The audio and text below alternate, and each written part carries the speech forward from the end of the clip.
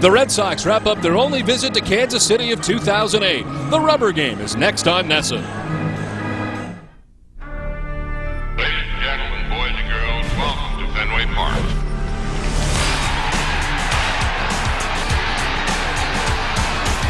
They struck him out, and the Red Sox win.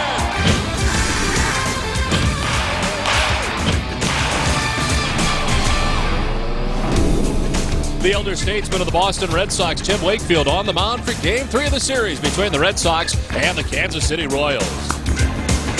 Hi again, everybody. I'm Don Orsillo. Welcome to Red Sox baseball. Tim Wakefield on the mound tonight for Boston. Turned 42 this past week and has pitched very well for the Red Sox. His record is not indicative of the way he has pitched. Certainly has not got a great deal of run support. Check it out in our leading off segment brought to you by Firestone. Since May the 28th in 12 games, he is 3-5, pitching 6+ innings in 11 starts. Sox have only scored 6 runs in his last 3 starts. And Tim Wakefield 10-6 with a 3.89 ERA and 24 career appearances against the Kansas City Royals.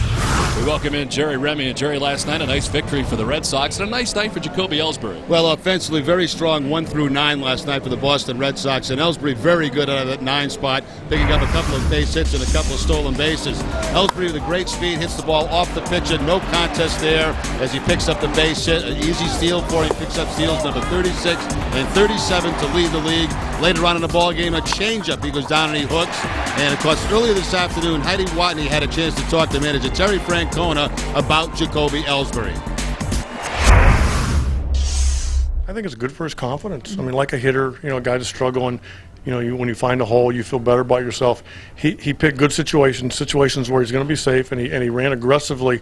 And that's the one thing he hasn't done throughout this whole period is he hasn't gotten frustrated and run into a bunch of outs. He picked good spots.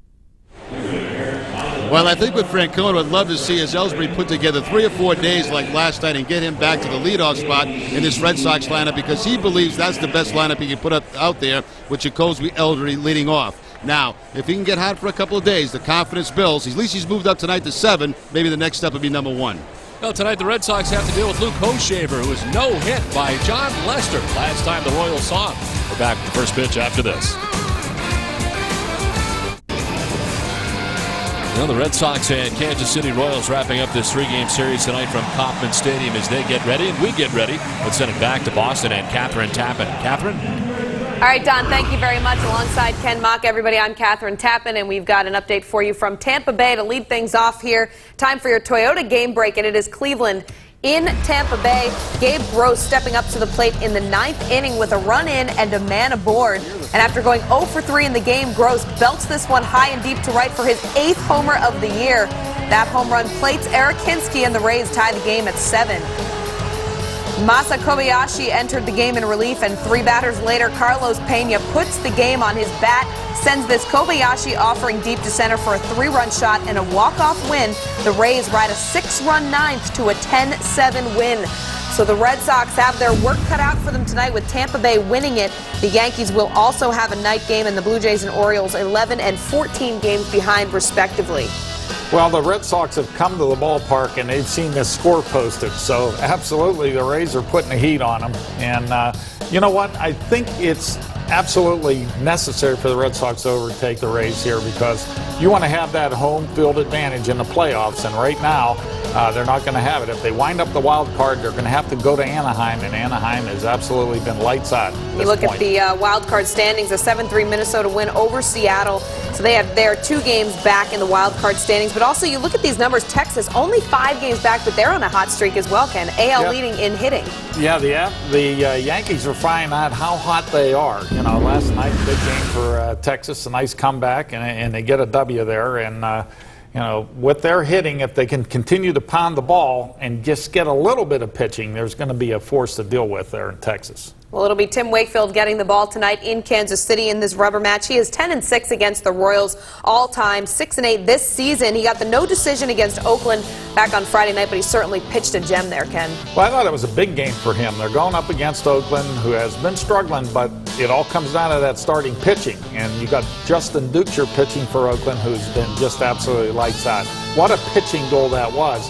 And it was a huge performance for Wakefield. 6 2/3, shutout innings, kept the game in hand for the Red Sox, and wind up getting, I believe it was a 2-1 extra inning win for the Red Sox. Well, somebody who'll be looking for run support tonight alongside a couple other guys in the lineup who have done an outstanding job. Jacoby Ellsbury was back in it last night, 2 hits in 4 at-bats, and this is a guy that Terry Francona wants to bat leadoff, so he's getting himself in the right direction for that. Hopefully this is going to be a big game for him. He did exactly what I feel he has to do to be successful. Hit the ball with the fastballs out the middle and to the opposite field, and stay back on that changeup, and that's what he did last night. He yanked that changeup in the hole, and then he showed everybody what kind of impact he can have on the bases and in the field. Nice running catch, couple stolen bases, scored a couple runs. Big night for Ellsbury. Well, the Red Sox will wrap up in Kansas City tonight. They'll have an off day tomorrow in Chicago before facing the White Sox for a 4-game weekend set, and then they come back to Fenway on Tuesday. Look who they face, a 3-game series with the Texas Rangers. Not exactly an easy lineup ahead for the Red Sox. They'll have to get one done tonight in Kansas City. And we send it back to Kauffman Stadium. Don Orsillo, Jerry Remy, and Heidi Watney have the call. Ken and I will see you in the postgame show. Okay, Catherine, thank you very much. Welcome back here to Kauffman Stadium in Kansas City. As you can see, the Royals are taking the field tonight, so it's time now to check out the Boston Red Sox starting lineup. It's brought to you by Fightin'. Experience the energy. J.D. Drew leads it off for the 3rd straight night for the Red Sox. He's in right field with Jed Lowry moving up in the order to the 2 spot. David Ortiz, the DH, bats 3rd with Kevin Youkilis at first base. Mike Lowell at 3rd base with Jason Bay back in left field. Jacoby Ellsbury slides up to number 7. He's in center. Kevin Cash doing the catching. And Alex Cora in at second base, giving Dustin Pedroia a night off. On the mound tonight for the Kansas City Royals is Luke Hochevar. This will be start number 20 on the season for Hochevar. He is 6-9 with a 5.42. One of the problems he's had this season is with 2 outs. With 2 outs, the opposition is hitting .348 against him, so he has not been able to put away innings. Of course, he was on the wrong side of the John Lester no-hitter earlier this season against the Red Sox. The Royal defense is brought to you by local Lincoln Mercury dealers. They are 5th in the league with 61 errors on the season. Alex Gordon will be at 3rd base. Mike Aviles, the shortstop. Esteban Herman at 2nd. And Billy Butler, the first baseman. Left to right, Ross Glode, Mitch Meyer, and Mark Teahan. And John Buck once again behind the plate doing the catching. Umpiring crew tonight, Danny Demuth, the crew chief of this crew, has at play tonight. Lance Barksdale at first base, Doug Eddings at second base, and Ted Barrett is the umpire at 3rd. J.D. Drew ready to lead off for the 3rd straight night for the Red Sox. Conditions a little better here tonight. It has not cooled off a great deal. Still on the warm side as Luke Hochevar's first pitch of the game is in there for strike 1 to J.D. Drew. One way you'll be able to know if Hochevar's on if he's getting ground ball outs.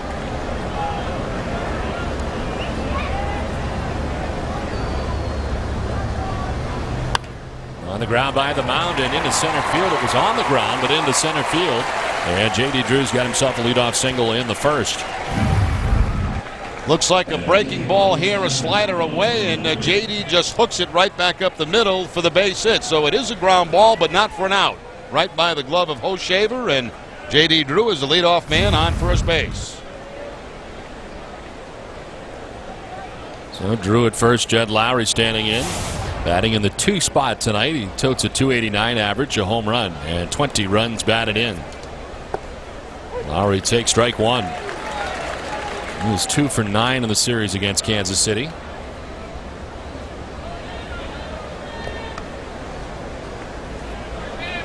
He's got a 5-game hitting streak heading into tonight's action, 7 for 19.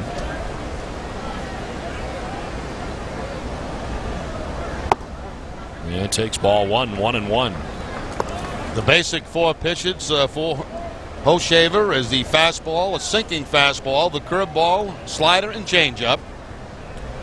It was the slider that J.D. Drew hit for the base hit.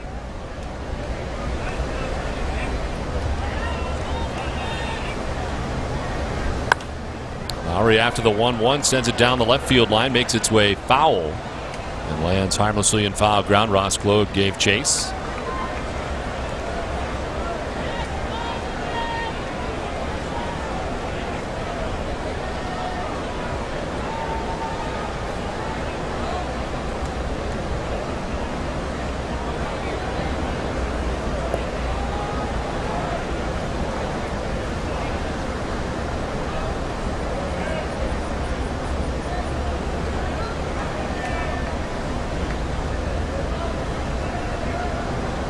check on Drew. Not a very big lead, but able to get back to the bag. 3 steals on the season for J.D. Drew. He has been caught 1 time.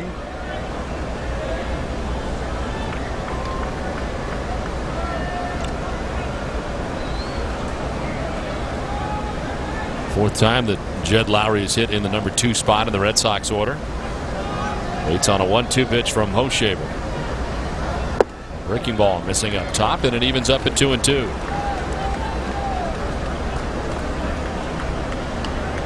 Hoshaver making his 20th Major League start of 2008. Not opened the year with the big league club. Recalled from Omaha on April 20th. First round selection, first overall in 2006. Outside ball 3, full count. Royals have their manager back tonight. Trey Hillman serving his Major League Baseball imposed 1-game suspension last night after the altercation with the Chicago White Sox on Sunday afternoon. Royals right now appealing the suspension of Zach Greinke and catcher Miguel Olivo, both appealing their suspensions, both handed 5 games. Runner goes, but it's ball 4 for Lowry. And it's first and second with nobody out in the Boston first inning.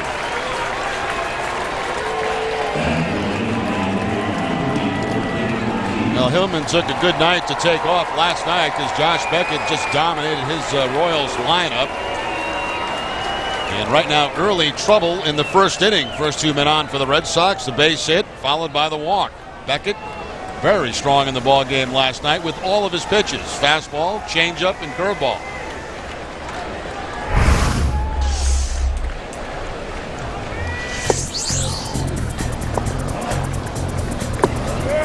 I thought, Don, last night one of the better curveballs that Josh Beckett's had all season. A couple of times they were slipping on him because it was so hot and humid, but for the most part, very sharp break on him. And Josh Beckett picking up his 10th win of the year. David Ortiz batting with 2 on, nobody out, taking ball 1. Poppy at .253 to start the night, 14 homers and 49 runs batted in. Full shift on here for the Royals on the right side of the infield. They keep Alex Gordon, the third baseman, close to third with Drew at second base. There's ball 2, and it's 2-0. Now that means on any ground ball of first base Billy Butler, it's going to be the shortstop Aviles who's going to have to get in position to try to turn over a double play. Same thing on a ground ball of the second baseman Herman. So Aviles got some ground to cover, unusual ground to cover if there is a ground ball in that direction.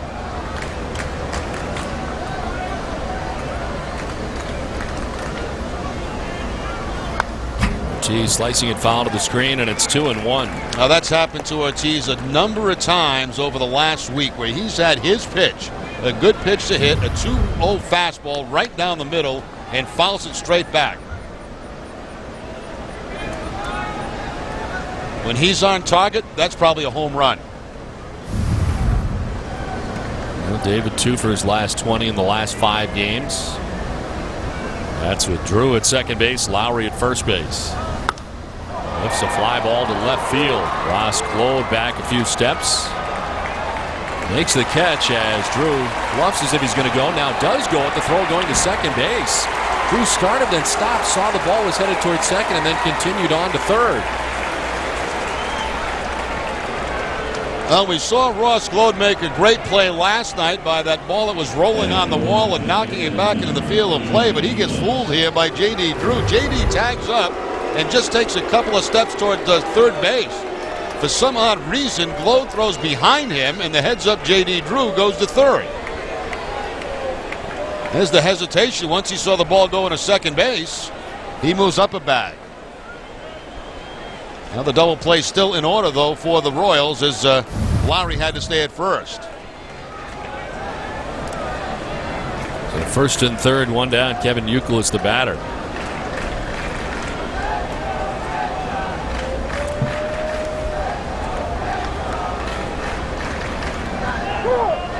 Time called. Hoshaver taking a long time in between pitches, especially with men on here in the first inning. Youkilis at .317, 20 homers and 76 runs batted in. A 12-game hitting streak coming into tonight's action.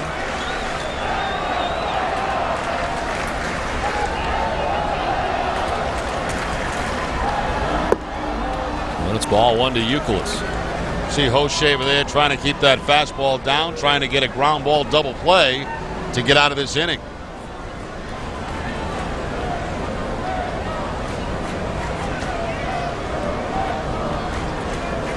Last 5 games, Youkilis 10 for 23 at .435.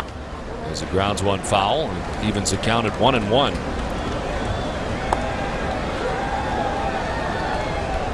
The Red Sox as a team hitting at .279 heading into tonight's action, only behind the Texas Rangers, who as a team hit at .281. Boston at .279. Third overall in the majors. The Cubs are hitting at .280 in the National League. Drew at third, Lowry at first, 1 out. The Boston first inning.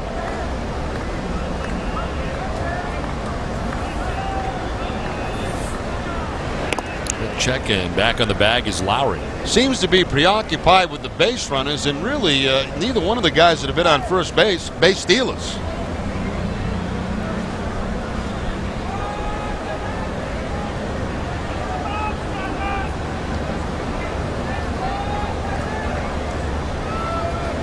Ball 1 strike, 1 down. Hoshaver ready with the 1-1. Time call very late. Hoshaver taking forever. It's almost like a guy that's afraid to throw the ball to home plate right now.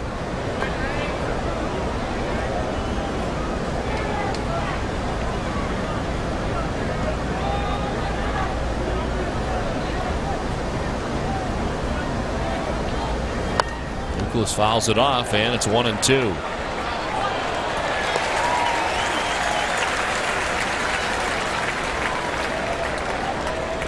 On deck for the Red Sox, Mike Lowell. The worse for the wear after playing in last night's game after getting the shot in his hip, and felt all right after last night's game, and back in there again tonight for the Red Sox.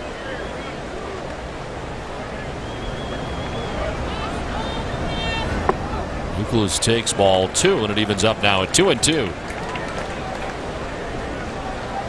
Youkilis with 18 home runs as a first baseman for the Red Sox, the most by a Red Sox first baseman since Brian Daubach had 18 home runs back in 2001.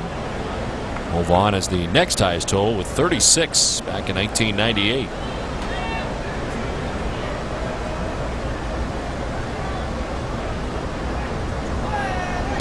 Up and in, and Youkilis gets hit.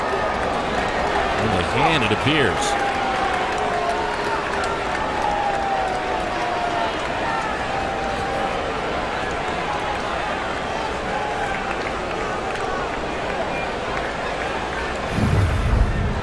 This ball is supposed to be away, but it just sails back in on Youkilis and gets him, looks like, off the arm and then the chest.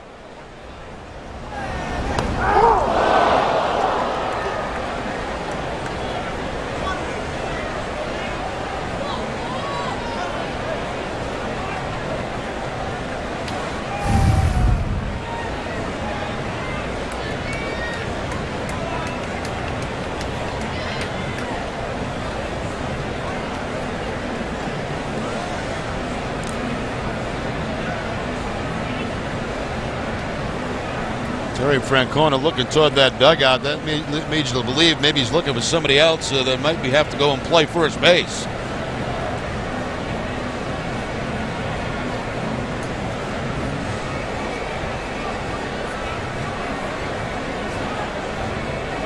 And looks like Youkilis will stay in the game. We'll see if he remains in the game after running the bases. And Sean Casey was getting ready. It looked like Francona wanted to make the move, but Youkilis said he was okay, and at least for now, he'll stay in the ball game.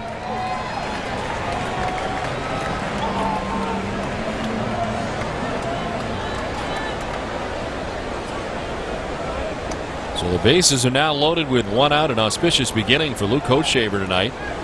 With 1 out, Mike Lowell stands in. A chance for the Red Sox to jump on top here in the first inning.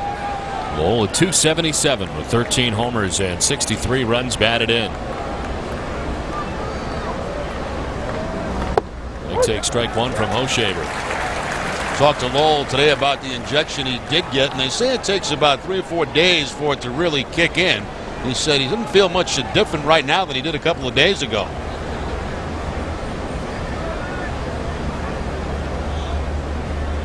Missed Monday's game due to treatment for the strained right hip flexor. Back to Hoshaver, who fires to first for a double play that ends the inning. Amazingly, Hoshaver gets out of the first without giving up a run. Royals coming up.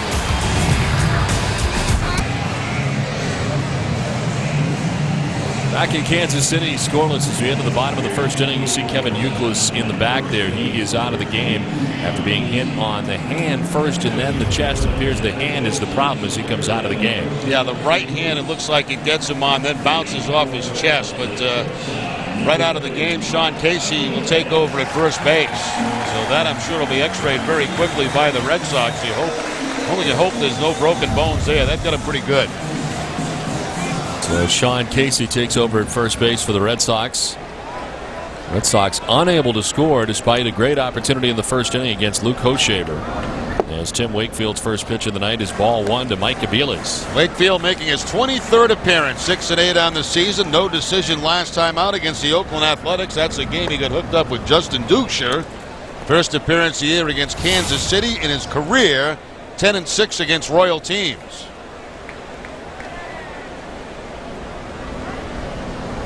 Mike Aviles taking the strike as he starts the night hitting .336 with 7 homers and 31 runs batted in atop the Royals order.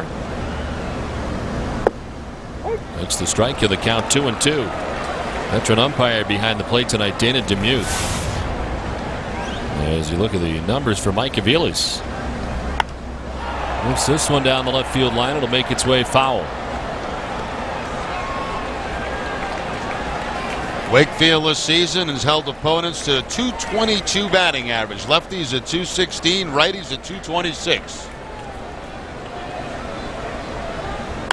Aviles with a hot shot to third, nicely picked by Lowell for the first out of the inning.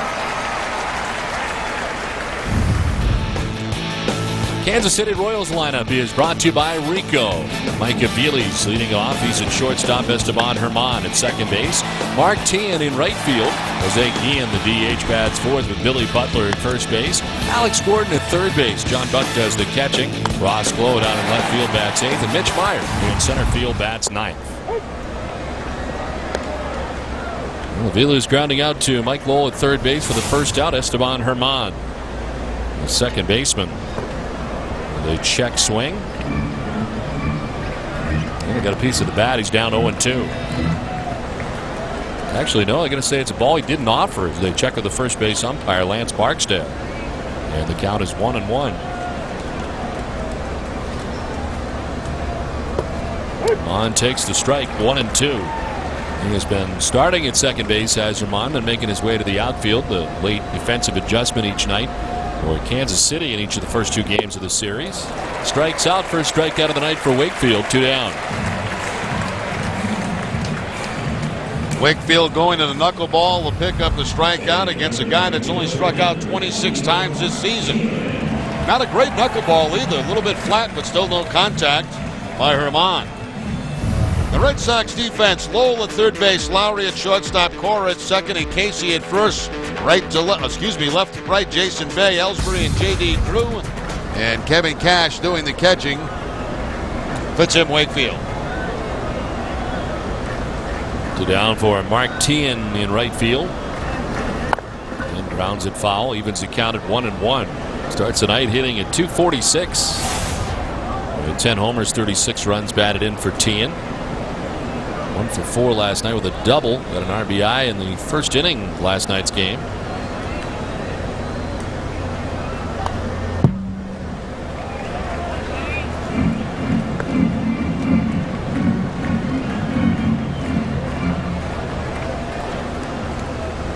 Tian had only 1 home run in his first 40 games of the year.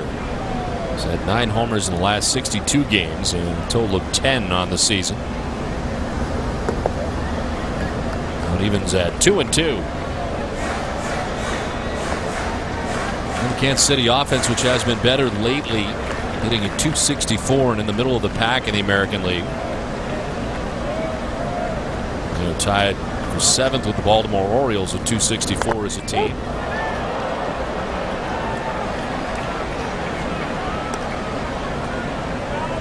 Losing the bat on that last foul ball, and it's 2-2.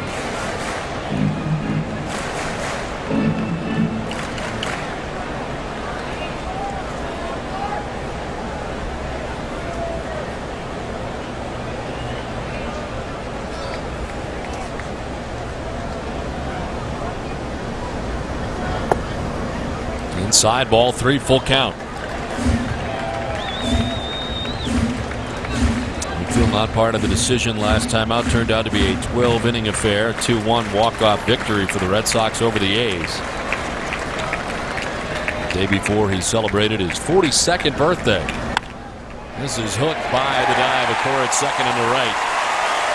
And a 2-out single from Mark Teahan, the first base runner for Kansas City of the night. Now 3-2 count, and Wakefield goes to the fastball. The fastball's away at about 74 miles an hour and hooked into that hole by Teahan. So Teahan now 3 for 9 in his career against Wakefield.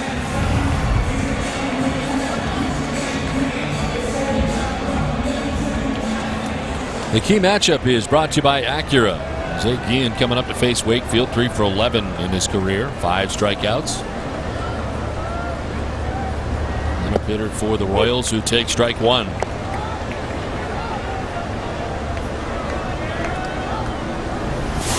.262 batting average for Guillen, 16 home runs, and 73 runs batted in.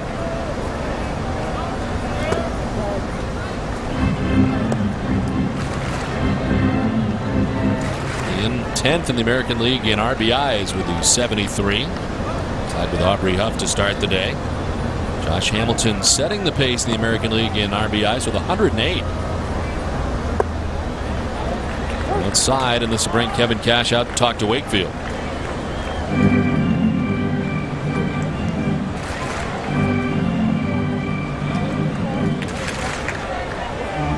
Where available, this telecast can be heard in Spanish by selecting the SAP button on your television remote. Enjoy the game. 2 down here in the bottom of the first inning. Mark Teahan at first base, and a 2-1 to Guillen, who takes ball 3, 3-1.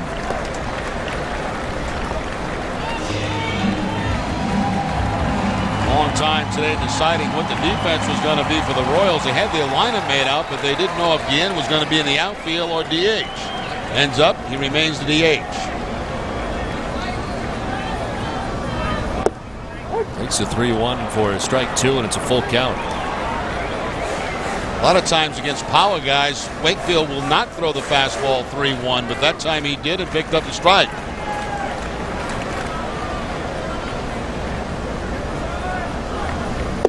Strike 3 call. Guillen gets stuck watching it. It's the second strikeout for Wakefield. No score after 1. Buffalo, New York. Well, hello, Buffalo, New York, and welcome to Kansas City. Second inning back in Kansas City. Jason Bay leading it off and taking strike 1 from Luke Hochshaver. We got out of that first inning, bases loaded jam on a double play. Jason Bay tying a career high last night with 4 hits. Lifts a fly ball this time. Center field, Mitch Meyer is there, and he makes the catch for the first out.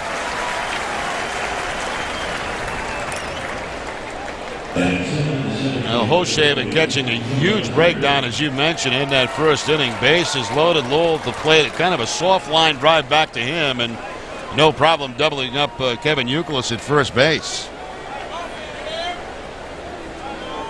1 down for Jacoby Ellsbury. Line down the left field line, a foul ball. Terry Francona considered hitting Ellsbury second in the lineup tonight behind J.D. Drew, but he didn't want 3 lefties together in Drew, Ellsbury, and Ortiz. So they put the switch hitter Lowry in that second spot.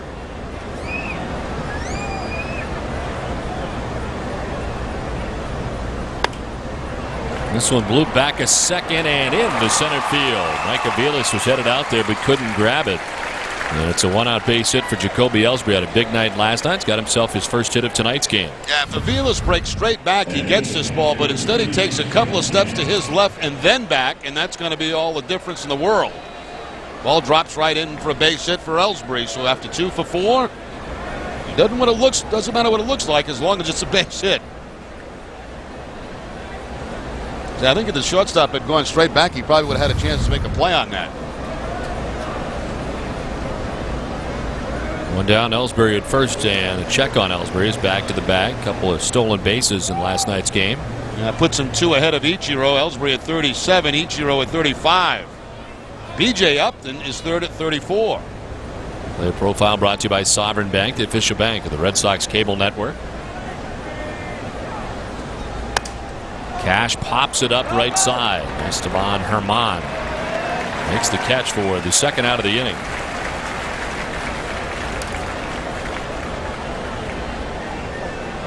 So Cash retired. Alex Cora coming up as Dustin Pedroia getting the night off for the Red Sox tonight. He's played a lot of games on the season. He really has, Don, and I've been kind of expecting him, saying, when is he going to get a night off? He's not the biggest guy in the world, but he's been swinging the bat so well, it's been hard to take him out of the lineup. This way, you can give him 2 in a row tonight, and of course, tomorrow being an off day, scheduled off day for the Red Sox, and I think you could use it. 112 games played in for Pedroia. Tonight is game number 115. Alex Cora standing in and taking strike 1. Cora 3 for his last 15 over the last 11 games. And hitting at just 182 in the last 35 overall games.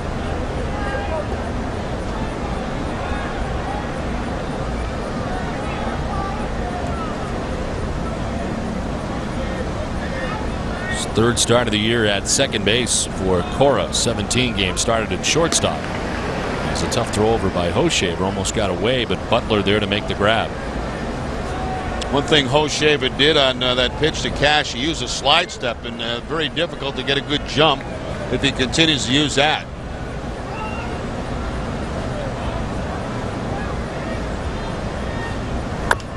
This one chopped up the middle of Viles on the run. And in time, well, he gets him as he pulled off the bag. Butler applies a tag on the way by. Red Sox gone in the second. Scoreless from Kansas City. Bottom of the second inning, Billy Butler leads it off and fouls the first pitch off from Tim Wakefield. Scoreless as we enter the bottom of the second inning. Butler, Alex Gordon, and John Buck. Wakefield struck out 2 in the first inning, gave up a base hit. There for a strike, and it's 0-2. Field had to throw 23 first inning pitches.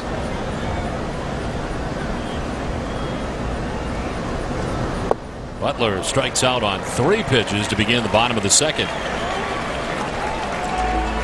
Back-to-back strikeouts. He ended the last inning with a fastball strikeout to Guillen. This time it's the knuckleball that drops off the table.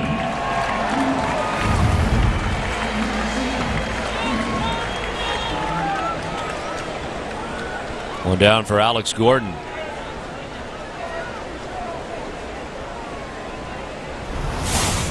Gordon at 257, 13 homers, and 49 runs batted in. He was 2 for 3 in the ballgame here last night. The double, a run scored.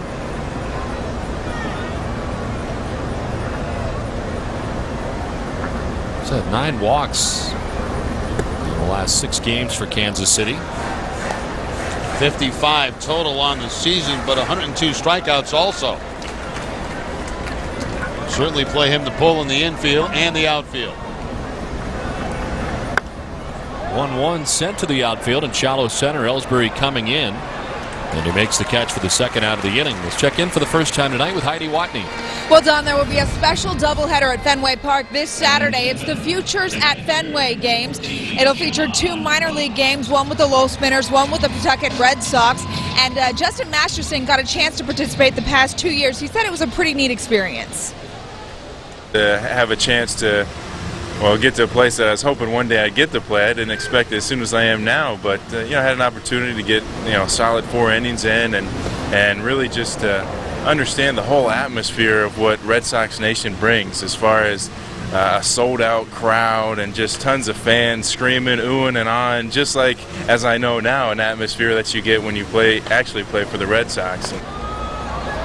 Now, tickets are still available for the games, which kick off at noon with the single-A Lowell Spinners, followed by a game at 3 o'clock with a triple-A Pawtucket Red Sox game. Both will also be broadcast live on NESN, followed by the Red Sox game against the Chicago White Sox at night. It'll be 12 straight hours of live baseball right here on NESN, starting at noon on Saturday. Don? All right, Heidi, thank you very much. John Buck skies one to center. Ellsbury's out there in center to put it away. And it's a 1-2-3 second for Tim Wakefield. We play 2, no score from Kansas City. Tim Wakefield with a 1-2-3, bottom of the second inning, 32 pitches through the first 2 innings. It's on to inning number 3. And the top of the Red Sox order, J.D. Drew to lead it off. He singled to center field his first time up. One of 2 Boston hits tonight off Luke Hochshaber.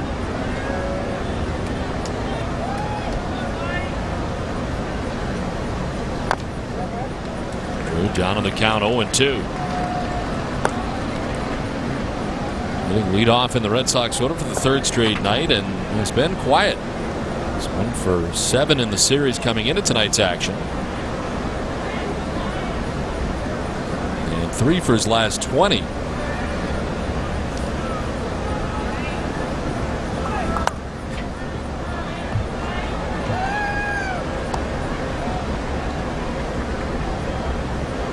Drew the total of 19 home runs on the season, 8 more than he had all of last year. Ranks among American League leaders in on-base percentage, 3rd at .406, 8th in slugging percentage, 5th in walks.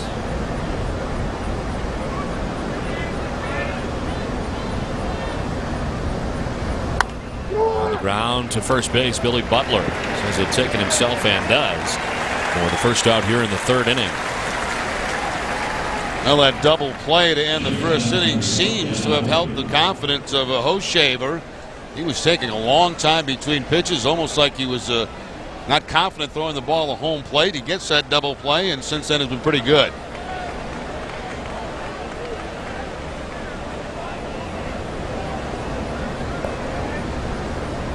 He's got the first out here in the 3rd inning. Jed Lowry bats. He walked his first time up.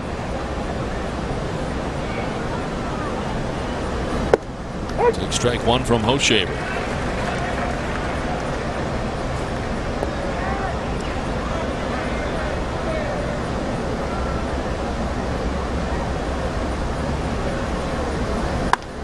Back off Hochshaber, who knocked it down with his legs and throws to first for the out. Well, I don't know if there's any soccer in the background for Hochshaber, but a nice job of blocking this ball with his foot. Kind of kicks it up and then picks it up.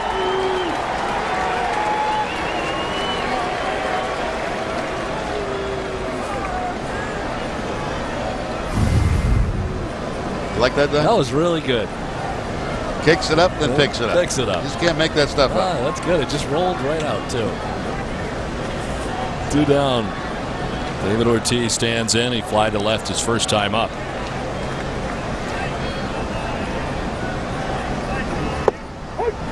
We'll take strike 1 from Hochshaber. 4 in a row retired now for the Kansas City Royals right-hander.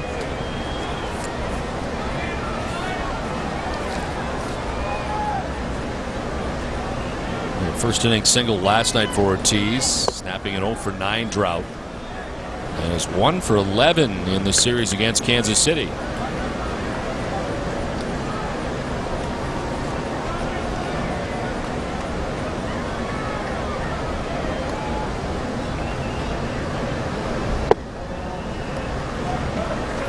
See different styles of shift put on David Ortiz. The full shift put on, but they did not have Esteban Herman way back in the outfield, pretty much playing a very deep second base just on the edge of the grass.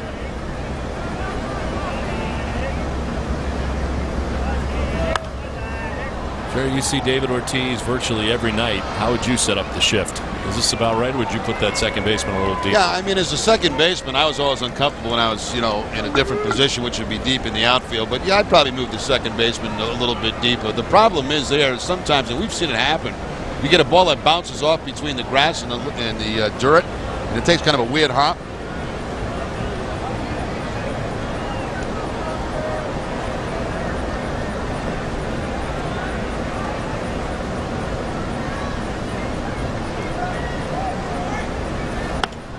That's the 2-2 to center field. Mitch Meyer jogging in.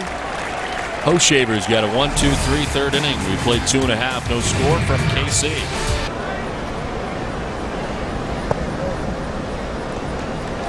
Back in Kansas City, Tim Wakefield back on the mound for the bottom of the third inning. He's missed for ball one. It's 1-0 to Ross Glode.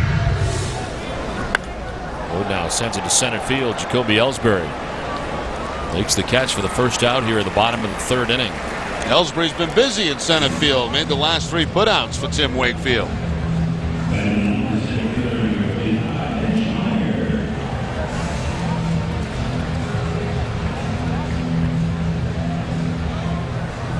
One down for Mitch Meyer, the center fielder for Kansas City.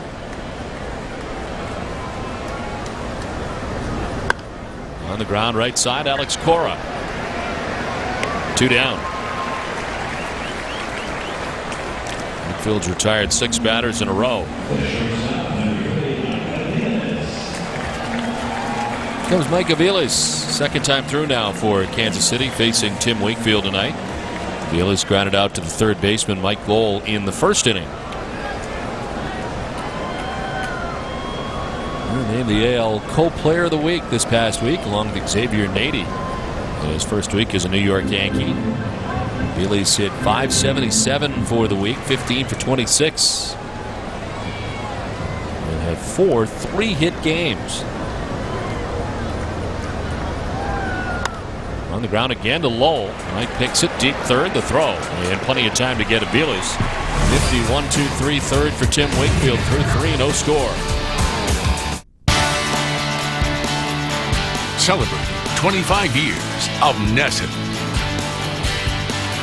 We need to fix this club, and so we turned our greatest weakness into a strength, and I think we're better equipped to win the World Series now than we were before the deal. Obviously got traded. In case you guys don't know. He called me, he told me that, I was going to Chicago, and my initial reaction was, wow.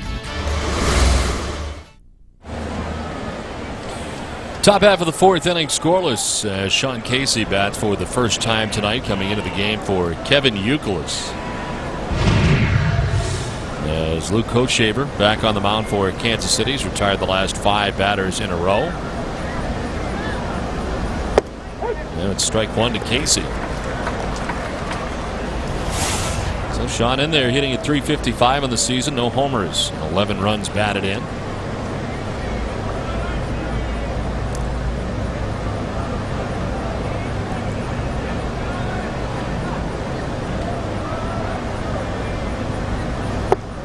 Inside, and it's a ball and a strike to Casey. Game 1 of this series with 2 outs. Casey hit a ball to right field. Red Sox trying to make a comeback. Looked like it might drop in, but Martin was there to make the play on it.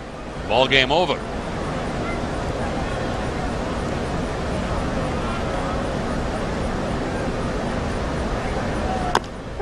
This one fouled off himself, and it's 1-2. Get the report on Kevin Youkilis, who had to leave the game for what they're calling a right hand contusion. It got him on the right hand first for hitting his chest. The X-rays are negative. Having to leave the game. And Sean Casey now in the game. That happened in the first inning.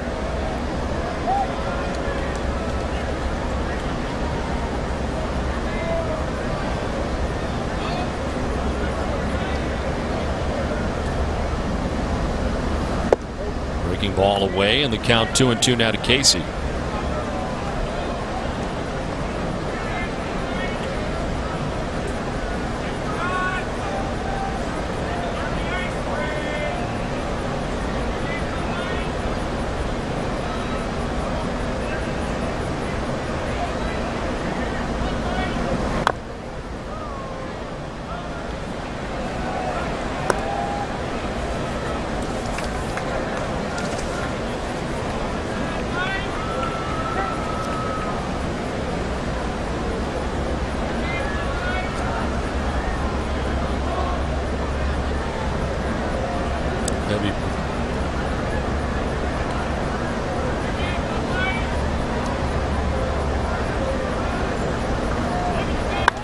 You see after the 2-2, lifts it to left field. Ross Claude headed back to make the catch.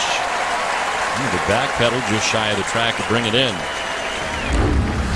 Well, Nesson's exclusive live coverage of the Little League New England Regional Tournament presented by Stop and Shop continues tomorrow. Vermont against Connecticut at 4 p.m. Then Massachusetts against New Hampshire at 7 p.m. For tourney standings and updates, visit Nesson.com.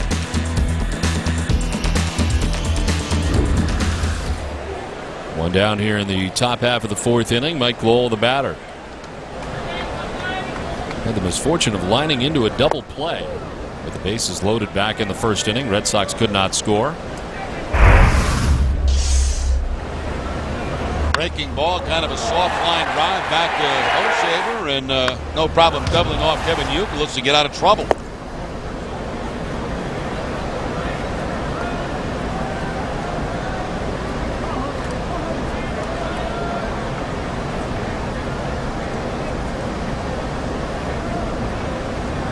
Ahead 2-0. Jason Bay waiting on deck. One out here in the fourth inning.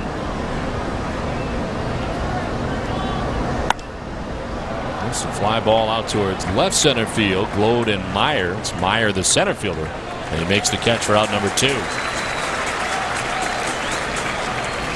We're here at Kauffman Stadium in Kansas City. Don Orsillo, Jerry Remy, and Heidi Watney bringing you Boston Red Sox baseball in high definition on Nesson.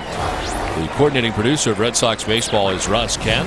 Producer Sean Thorpe. Senior coordinating director is Michael Narachi. Associate producer Jeb Fisher. And the executive producer is Joel Fell. Scoreless game from Kansas City here in the fourth with 2 outs in the top of the fourth inning. And Jason Bay bats for the second time, takes strike 1.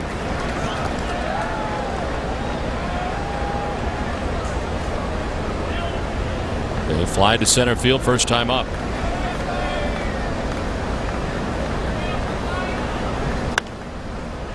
Ground to third base. Alex Gordon. Long throw gets there in time. A 1-2-3-4. O'Shaver is calmed down. Scoreless with 3.5.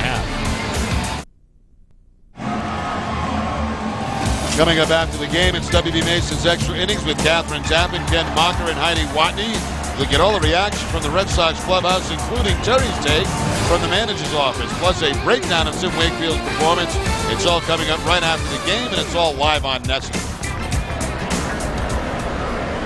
Bottom of the fourth inning, and first pitch swinging is Esteban Herman. Lowry backed up on it and gets Herman at first base. One down here in the fourth.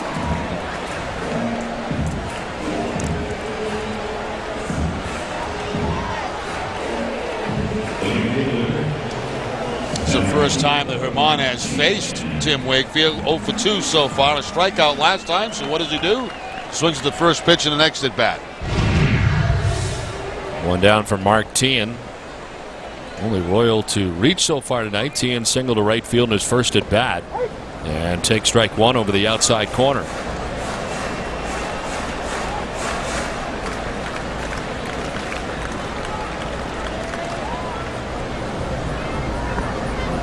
Teahan quickly down 0-2. Tim Wakefield coming in at 6-8 with 3.77 earned run average. His 23rd start of the year for Boston.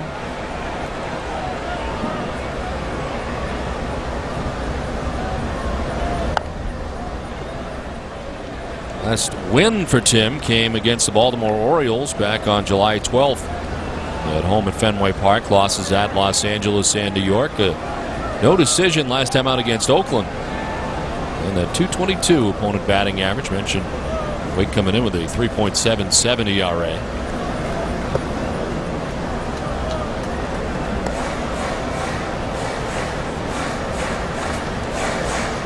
6 innings or more in 4 of the last 5 starts against Kansas City. And is 10-6 overall against Kansas City in his career. And tight to even the count at 2-2. 6-4 here at Kauffman Stadium.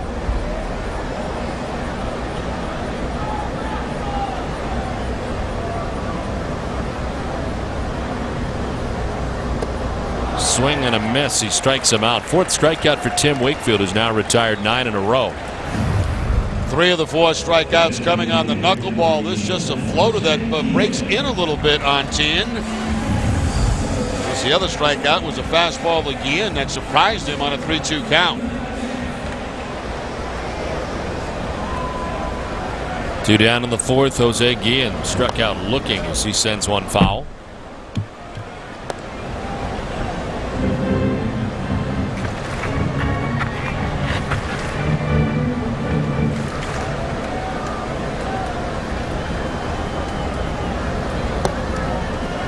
Outside for ball 1-1.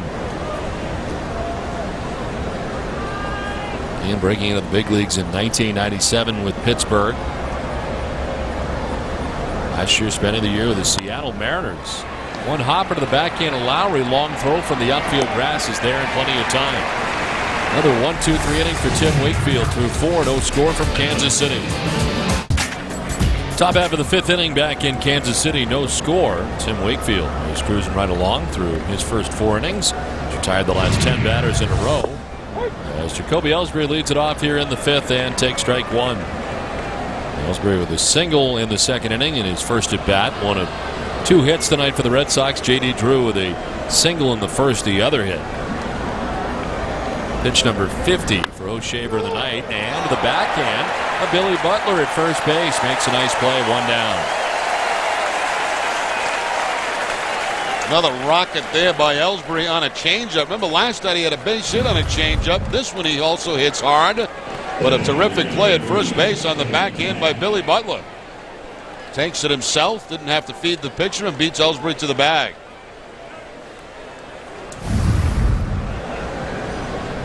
One down here in the 5th inning brings up Kevin Cash. Cash popped out to the second baseman Esteban Herman in the 2nd inning and takes strike 1.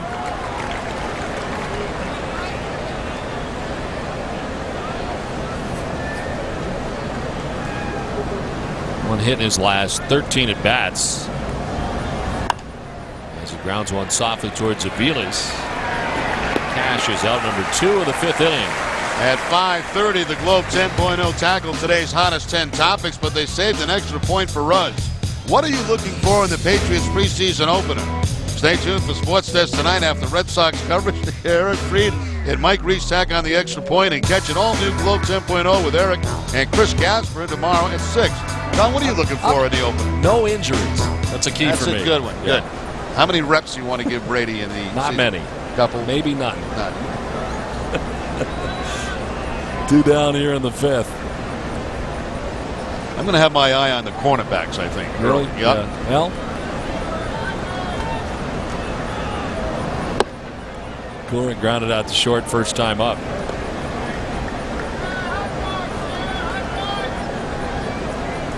Ten in a row and retired now by O'Shaver.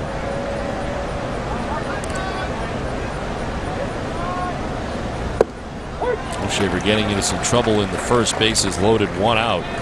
Get out of it on a soft liner by Mike Lowell, turned into a double play, get out of the inning unscathed. And since the first has only given up 1 hit.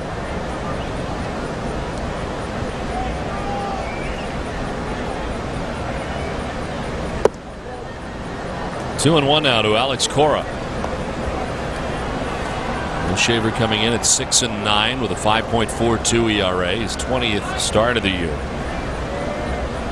And he has not won since the 11th of July. That was against Seattle.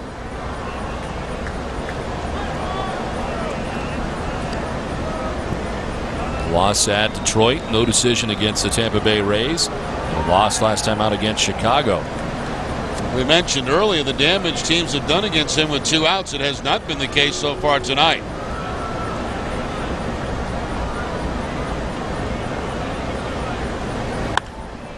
Cora sends it into right field for a base hit. So maybe the Red Sox can get something going here with 2 outs against O'Shaver. Makes up a string of 10 in a row retired by the Kansas City right-hander. As I mentioned earlier in the game, in 2-out situations, the opponents are batting .348 against O'Shaver. 2-out base hit by Cora. Get the top of the order back up.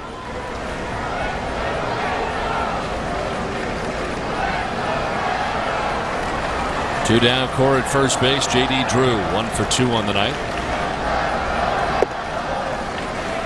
J.D. with a single in the first inning, grounded out to first base in the third.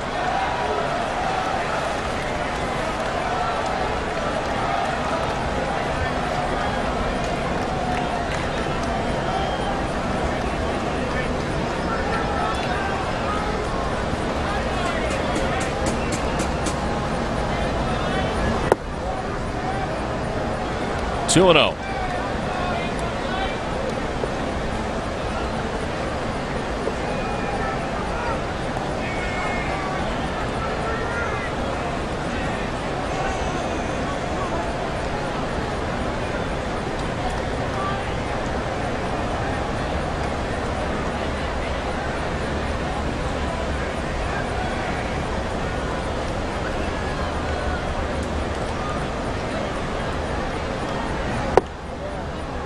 Ball 3, not missing by much, and it's a 3-0 count.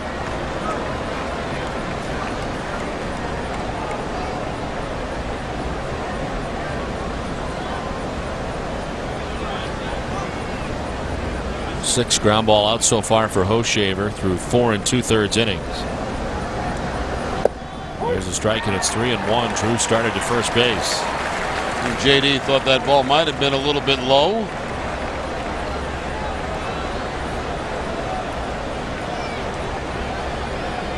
Kevin Youkilis leaving in the right hand contusion. X-rays are negative. He's to be wearing a brace now on that right hand.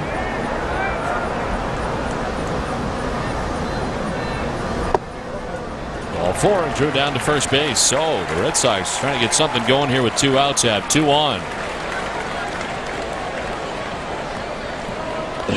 Second walk given up by Hoshaver. As far as Youkilis goes, they probably ice that thing, put the brace on, trying to keep that swelling to a minimum as much as possible, and then you see how he feels over the next couple of days. The Red Sox have tomorrow off as they get ready for the 4-game series in Chicago against the White Sox.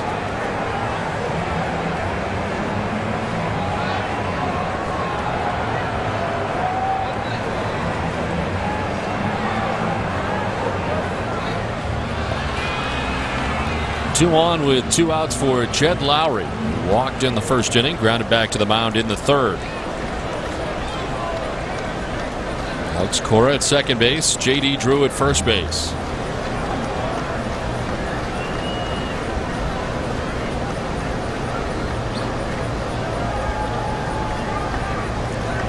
Lowry with 13 RBIs since the All-Star break. Among Major League shortstops in RBIs since the break. JD's brother Stephen Drew and Cleveland's Johnny Peralta have 14 each to set the pace.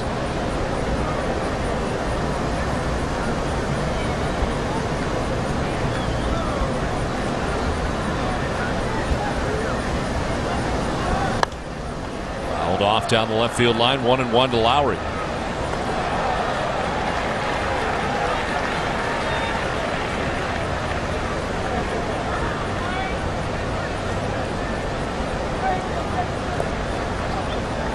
The 18th game that Lowry has started shortstop for the Red Sox. And 6 starts at third base at one point in the absence of Mike Lowell when he was on the DL.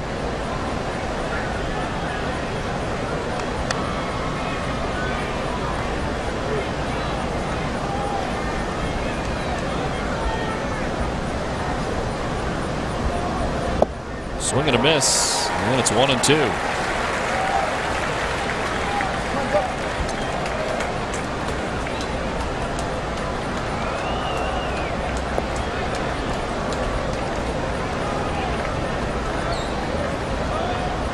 Shaver working hard in the first and here in the fifth. And a string of 10 in a row retired. And the first 2 outs of this inning, Alex Cora with a single, Drew a walk, first and second, 2 down. And there's a scoreless game in the fifth. Not close, and it's 2-2.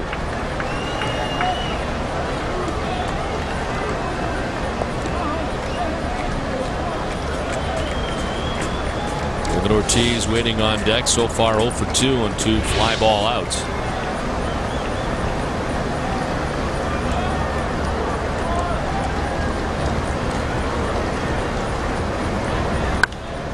High ball center field. Mitch Meyer heading back, still going, and that ball is going to one-hop the wall. From second base comes Cora to score. J.D. Drew is going to try and score. The throw is not in time, and the Red Sox lead it 2-0. I told you Hoshaver's problems with 2 outs in innings, and here the Red Sox get to him for 2 runs after 2 quick outs. Yeah, Lowry's had some big hits too in this series, and this one very big with 2 outs. I'll tell you what, the ball not traveling very well at all in any game of this 3-game series. This ball was crushed by Lowry to center field. Meyer going back, and he has to play it 1 hop off the fence. Of course, with runners off on contact with 2 outs, Drew scores standing up.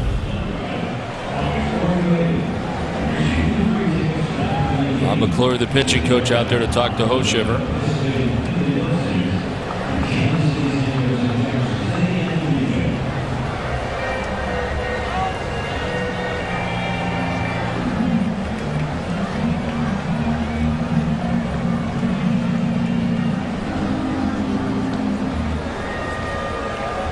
Covidien is a proud sponsor of the Boston Red Sox and the Red Sox Foundation, helping to raise money for life-saving cancer research.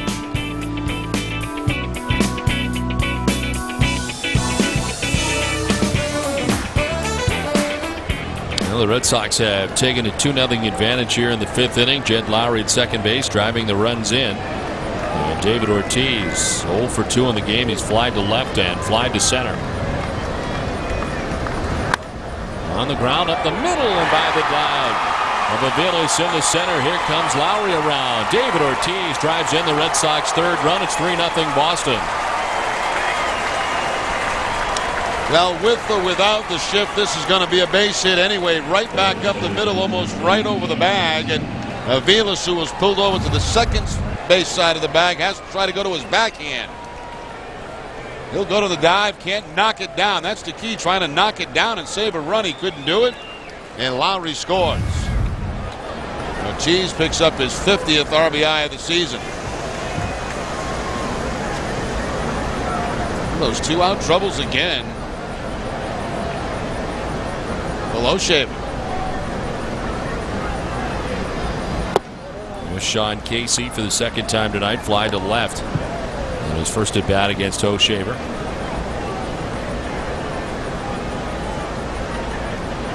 Well, 2 quick outs. Ellsbury grounded out. Cash grounded out. Cora got it started with a single to right, a walk for Drew. A double for Lowry that scored 2 runs. A single for Ortiz, drives in Lowry. And the Red Sox have 3 quick runs, all coming with 2 outs.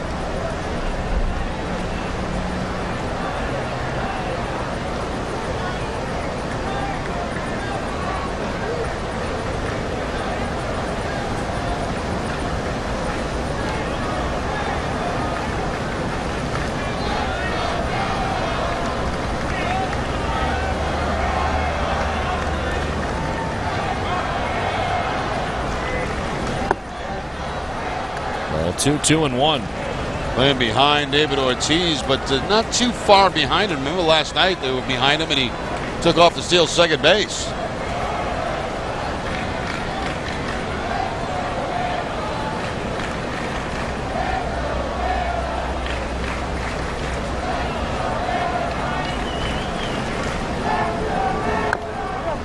He fouls it off, evens the count at 2-2.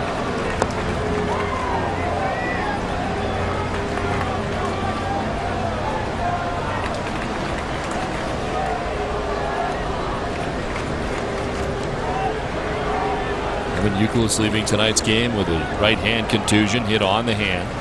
X-rays negative, had to leave the game after the 1st inning. And Sean Casey taking over for him at first base defensively and batting for the 2nd time. 2-2, grounded foul again. It's only a 15-minute wait so far for Tim Wakefield, and now has 3 runs. And we talked about that off the top, the lack of run support for Wakefield in the last 3 games, just a total of 6 runs of support. He's got 3 here now to work with.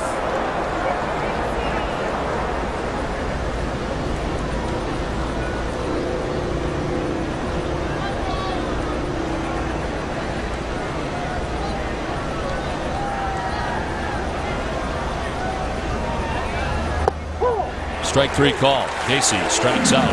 Win things in the 5th, but the Red Sox, Jed Lowry driving in 2, Ortiz driving in 1. 3-0 Boston. Let me clarify that now. If the home team makes a triple play, does that mean if the Royals make a triple play, he wins? I think it's got to be the Red Sox, just a guess. But Yeah, it does. wouldn't make sense if rooting against the Red Sox for a triple play, would it? I think it's Ben's home team, and I'm sure Ben is a Red Sox fan in Portland, Maine. To left field, and a base hit for Billy Butler. Breaks up a string of 10 in a row, retired by Tim Wakefield, as the Royals try to answer here in the bottom of the 5th. Well, again, a guy that struck out his last time out, swinging at the first pitch from Wakefield, and this time picking up the base hit.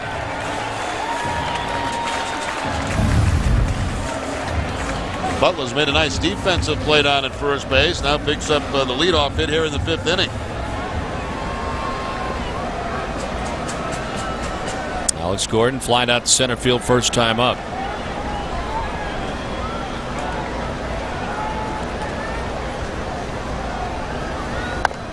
Gordon wraps it foul beyond the Royals dugout. 50 pitches now for Tim Wakefield. Working to his second batter of the 5th inning. 4 strikeouts, no walks. He's given up 2 hits now.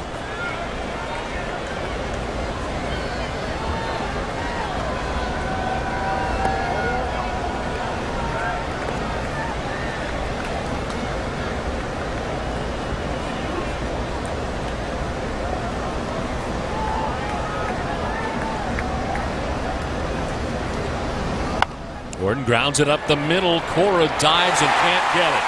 It's into center field. He was swung over for Gordon to pull towards the first base bag. Had to go a long way and couldn't get it. It dribbles its way into center field. Yeah, you know, when Wakefield's pitching, you don't normally play your normal position. And you always play guys to pull more, and that's what the case here with Cora. See where he is. That's really not a double play, a spot where you would expect the second baseman to be in.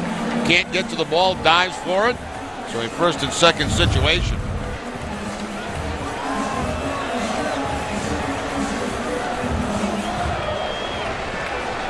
So the first 2 have reached here in the bottom of the 5th inning for Kansas City. John Buck, the batter. Buck flied out to center field in the 2nd inning.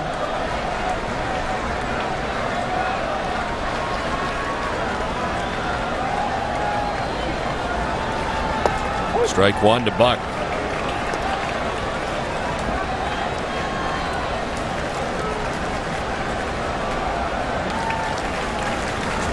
John Buck coming from the Houston Astros in June of 2004. His 5th season here in Kansas City. Grounds it foul and is down 0-2. The league leaders are brought to you by Olympia Sports.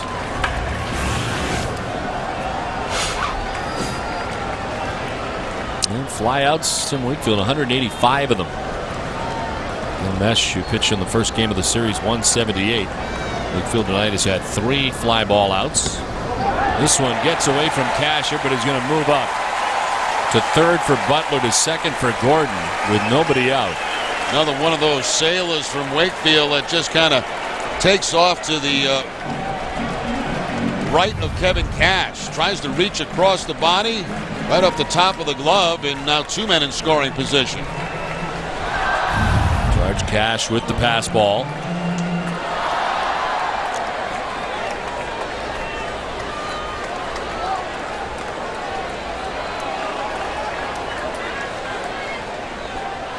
Swing and a foul tip as he gets a piece.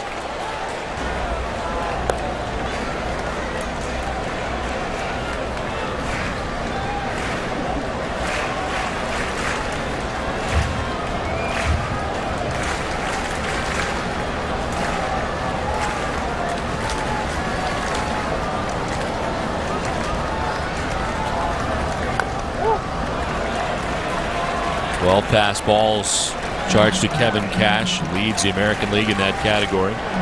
Was working with Tim Wakefield on an everyday basis whenever he catches for the most part. 12 on the year, that's tops. And he's headed out to talk to Wakefield.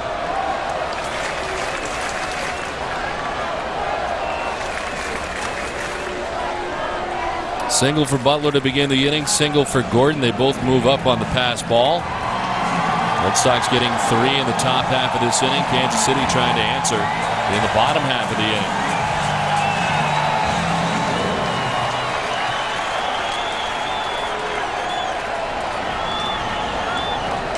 The 1-2 to John Buck. 2-2.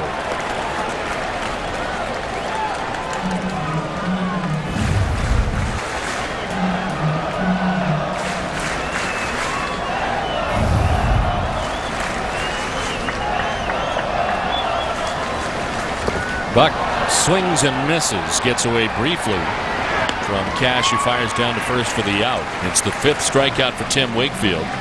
Putout goes 2-3, no advance for the base runners, no contact, and there's 1 away. And a big strikeout when Wakefield really needed it. 2nd and 3rd, nobody out. Cash is able to knock it down. He has to go to first base. His first base is open. But they do get the first out of the inning. The 23-pitch first inning for Tim Wakefield, who quickly got through the 2nd, 3rd, and 4th, retiring 10 men in a row. Now Ross Gload takes ball 1 outside. Seems in this inning in particular, Kevin Cash has had a tough time with Tim Wakefield. Been all over the place here with Butler now at 3rd, Gordon at 2nd, and 1 down in the inning. There's a strikeout. It's 1-1. Actually, I thought that one pitch was a wild pitch from Wakefield instead of a pass ball. That ball just sailed on Cash. Not much you could do about it. That ball appeared to be well outside.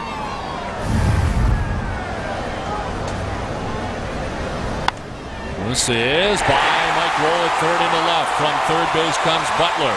Gordon's behind him to throw up the line. And into 2nd base goes Globe. It's a 1-run game now. Kansas City get 2 runs back here in the 5th.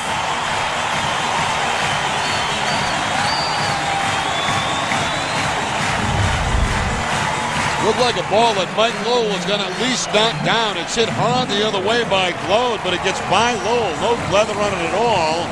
And 2 runs come across. So nobody in a cutoff position.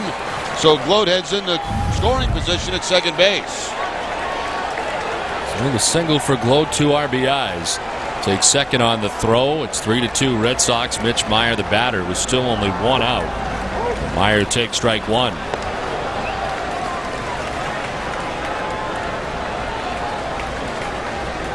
No scoring through the first 4 innings tonight. Red Sox get 3 in the top of the 5th, 2 so far in the bottom of the 5th for Kansas City. And a pop-up, shallow center field. Ellsbury from center field is able to make the catch. Wow. Almost collided with Lowry. Ellsbury makes the grab in the tumble for out number 2. Is a nominee for this week's Tin Trophy Award-winning Player of the Week, and Ellsbury full speed with 2 other guys going toward him. Actually, Cora had peeled off, but he's got Lowry coming at him. He just dives in desperation and makes the catch. What a great play here by Ellsbury. I mean, you got to worry about the shortstop coming out, and then also him maybe blocking the baseball from you because he's reaching up for it. Tune in to the pregame show this Friday to see which play will win this week's Tin Trophy Award-winning Play of the Week. A big out from Jacoby Ellsbury in center field. 2 down. Glode still at 2nd. Mike Aviles, the batter, leadoff hitter, who takes ball 1 inside. Aviles has grounded out to 3rd baseman Mike Lowell twice tonight. Started the night hitting at .336.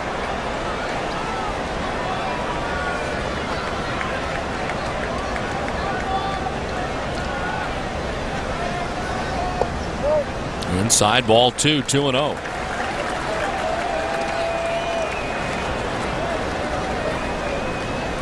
Pickoff play at 2nd. And back is Glode.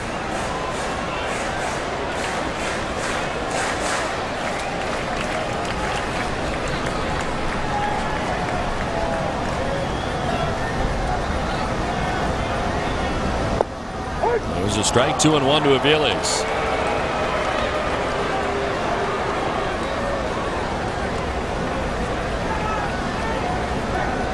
Rusk loaded second, 2 outs here in the 5th.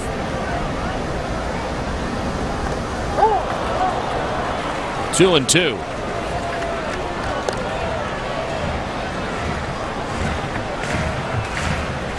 And this Royals team that has been hitting pretty well lately. 10.5 games back in the American League Central. They're 53 and 61. They won 7 of the last 10 games. High fly ball to left field. Jason Bay headed back. He's got a beat on it. Makes the catch shy of the track. That ends things here in the 5th. But the Royals get 2 runs back after 5. It's top half of the 6th inning as Mike Lowell leads it off. It's a 1-run game now. Red Sox on top 3-2. Lowell, Bay, and Ellsbury to bat here in the 6th inning. Luke Hoshaver giving up 3 runs in the 5th. Lowell 0 for 2 in the game tonight.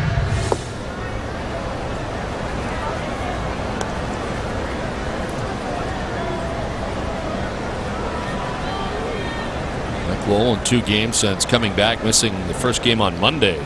0 for 6 in his return. Rolls it foul, down 1-2.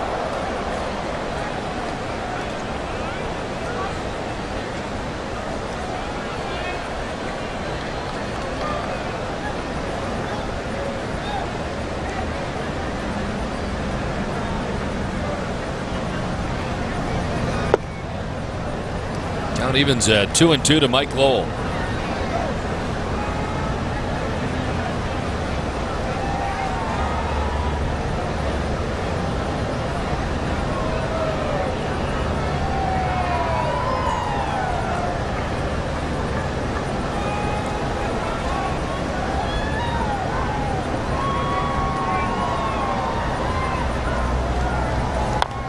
Raps it foul, do it again, 2-2.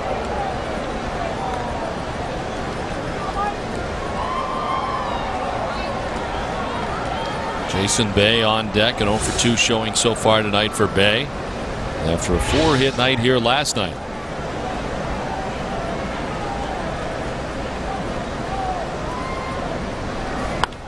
Oh, it's a 1-hopper picked on the backhand by Aviles for the first out of the inning. Check back in with Heidi Watney. Well, Don, Terry Francona says winning begins with pitching. I got a chance to sit down with Sox ace Josh Beckett today. He said if this rotation can do their job and stay healthy, this team will continue to win. On our part, we just got to keep going out and getting 6-7 innings and not wear that bullpen down. You know, because if you look back at the numbers, I think they seem to pitch a little bit better when they're rested. So, I think as far as starters go, we just need to make sure we're getting into the 6th, 7th, and 8th inning. Now, Tim Wakefield has been great in his last couple of starts. He's doing his part tonight. He's thrown 69 pitches through 5 innings. Gave up those 2 runs in the last inning, though. Don? All right, thanks very much, Heidi. As Tim Wakefield getting the Red Sox so far 5 innings tonight as he tries to go deep into the game. Bay goes into left field with this. His first hit of the night, a 1-out single for Jason Bay here in the 6th inning. Now going back to his final days in Pittsburgh and now with the Red Sox, that's an 8-game hitting streak for Jason Bay. He gets the breaking ball. I have a feeling he's going to see a lot of breaking balls here in the American League. That time he hooks it and finds the hole between third and short.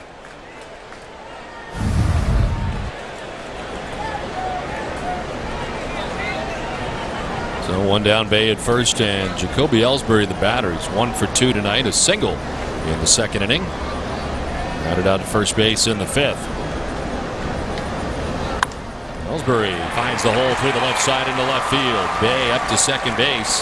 Back-to-back base hits for Boston here in the 6th inning with 1 out. And back-to-back multiple hit games for Jacoby Ellsbury. 2 for 4 last night, 2 for 3 tonight. Last night he pulled the changeup. This time he takes the changeup that's away to the opposite field. Excellent hitting there by Ellsbury.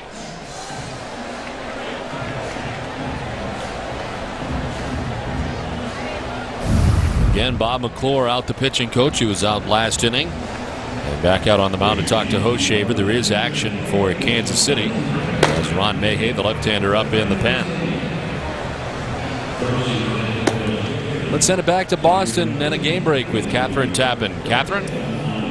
Don, time now for Toyota Game Break. Yankees in Texas. Bottom of the second, Ian Kinsler flicks it into right field. David Murphy's going to test the arm of Bobby Abreu, but he's met at home plate by a brick wall known as Ivan Rodriguez. Murphy would be okay, but Pudge would leave the game after the collision. Right now it's 5-2 Yankees in the top of the fifth. Don. Okay, Catherine, thanks very much. Back here in Kansas City, where the Red Sox, holding on to a 3-2 advantage, are threatening here in the top of the sixth inning. Ball grounded out, but Bay and Ellsbury with back-to-back base hits. They're at first and second. And Kevin Cash, the batter, is 0 for 2. Cash has popped out to second base and grounded out to short.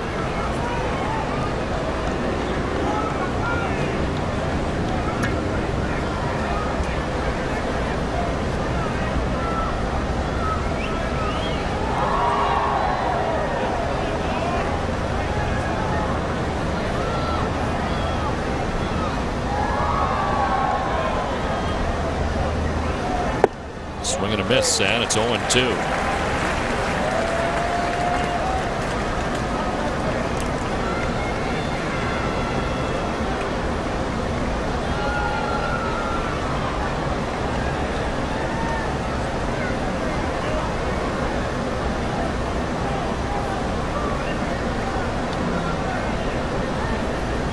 Shaver bluffing off the backside. Bay had bluffed like he was taking off for third in the last pitch, but stopped. Grabbing the attention of Hoshaver. This one fouled off, and it's still 0-2. He got away with one there, an 0-2 breaking ball that stayed inside. They wanted that ball away from Kevin Cash, but just kind of floated to the inside corner, and Cash fouls it back. Mistake, but it didn't hurt Hoshaver.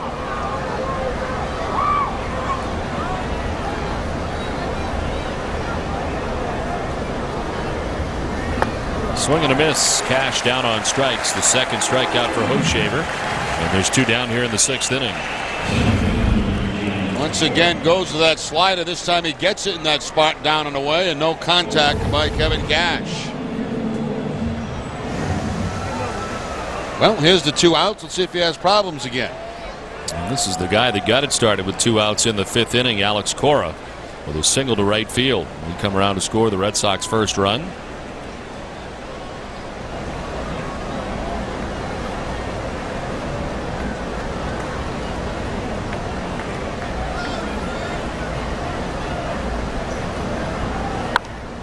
Runs it foul beyond the Kansas City dugout.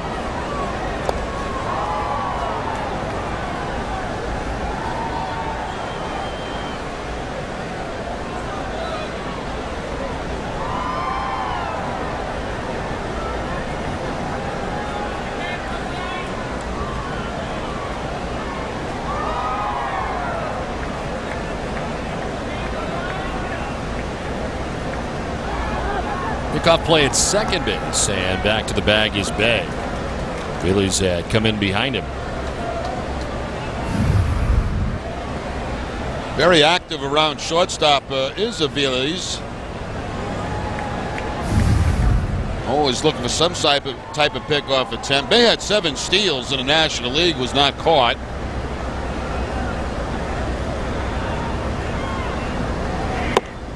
Outside, a ball to strike to Cora.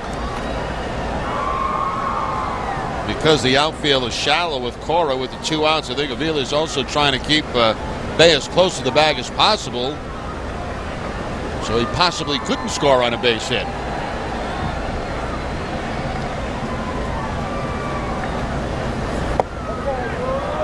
Ball 2, and it's 2-1.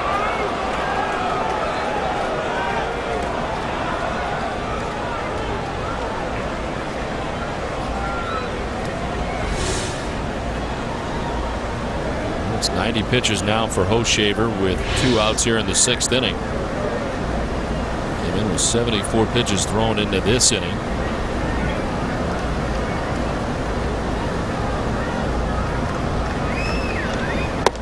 Outside, ball 3. And if he does not get Cora, it may be his last batter with Mayhay ready and J.D. Drew on deck.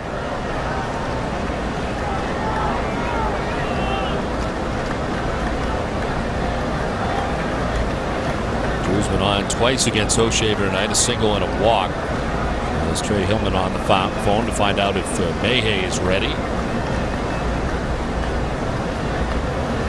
Cora takes ball 4, and down to first base he goes. Base is loaded. Here comes Trey Hillman to make the move. So a 3-2 Red Sox lead, threatening for more as they load the bases with 2 outs. And that's the night for Luke O'Shaver. Mayhay will be in when we come back to Kansas City. Luke O'Shaver done after 92 pitches, still responsible for all the men on with 2 outs in the 6th inning. This call to the bullpen is brought to you by New England Ford Dealers.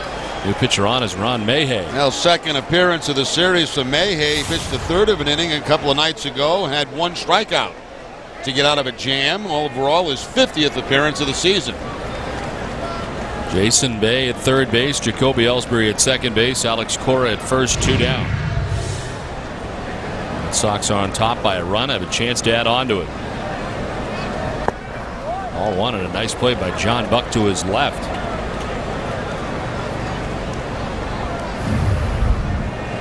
Mayhay starting Drew off with a breaking ball, and completely out of your pitcher making the play is John Buck.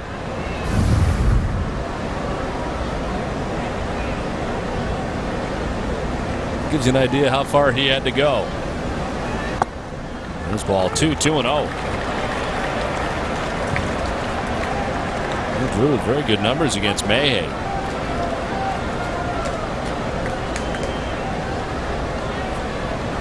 Batting with the bases loaded, 2 outs here in the 6th inning.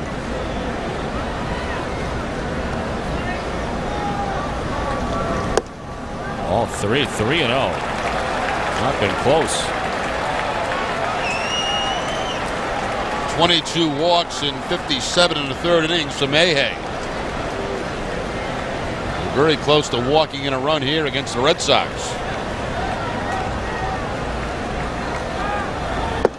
Drew takes the strike, and it's 3-1 again. JD was started towards first.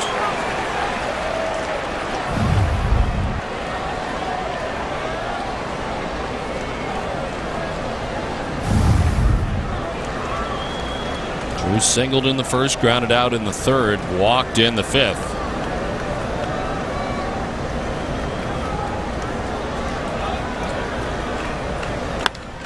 Line to center field and in for a base hit. From third base comes Bay. Ellsbury's behind him. 2 runs in for the Red Sox, who take the 5-2 lead. J.D. Drew drives in a pair. Well, Drew in a perfect position to hit against a lefty. Fell behind him 3-0, a questionable 3-0 strike. He knows he's going to get a fastball 3-1, and J.D. right into center field for the base hit. Picks up RBIs 59 and 60 on the season.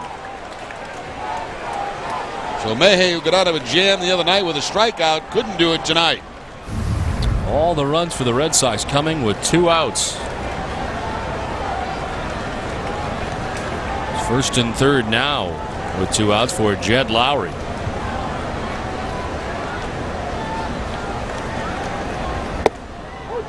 Strike 1 to Lowry, walked in the 1st inning, grounded out in the 3rd, doubled and scored in the 5th.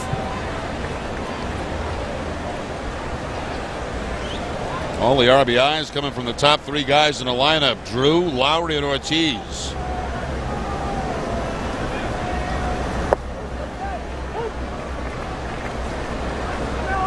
O'Shaver, you saw there a moment ago, still responsible for Cora at third base. He's been charged with 5 runs so far.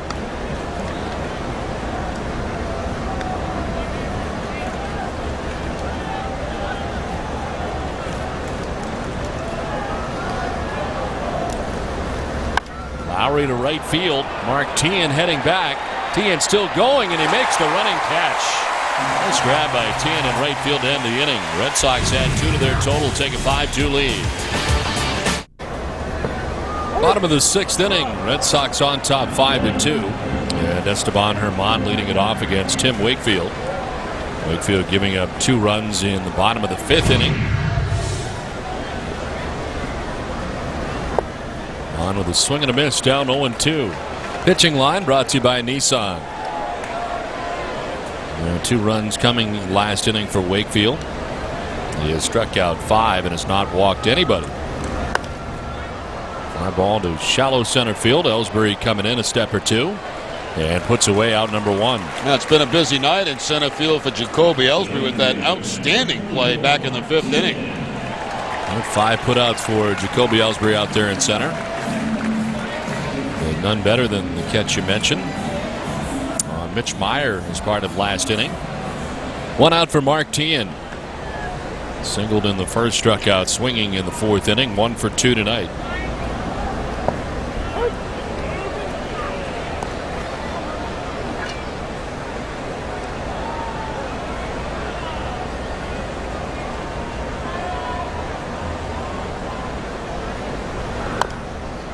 Well, the Royals starter out of the game.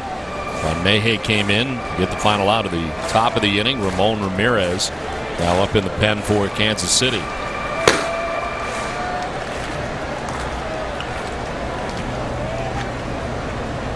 0-2 to Teahan. Well, what they say, when it's high, let it fly. That was certainly high, about neck high.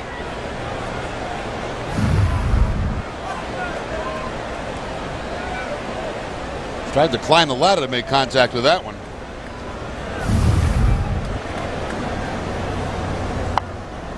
This one a cue shot down to third low with a lot of spin on it. Gets it over there in a hurry. 2 down.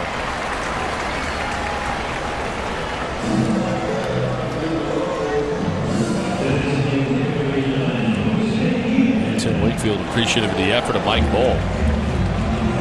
Comes in weird, sometimes goes out weird. That time had a lot of spin on it towards Lowell at third base. 2 down. Jose Guillen 0 for 2. He has struck out looking and grounded out to short.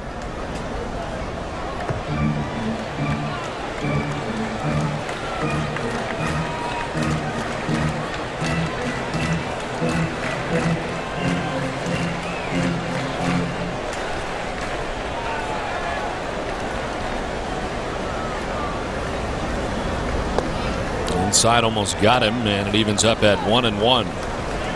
Wakefield coming in at tonight 6-8 the record, 3.77 ERA.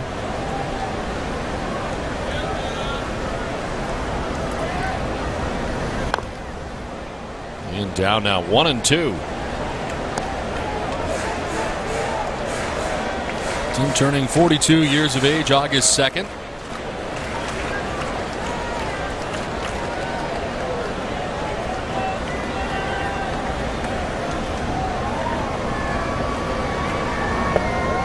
Two and two. A change-up knuckleball that time for Wakefield. Looks like it took a little bit off the knuckleball. We'll see if he can get Guillen off balance. Guillen strikes out Tim Wakefield as a 1-2-3 6th inning. It's 5-2 Boston at the end of 6.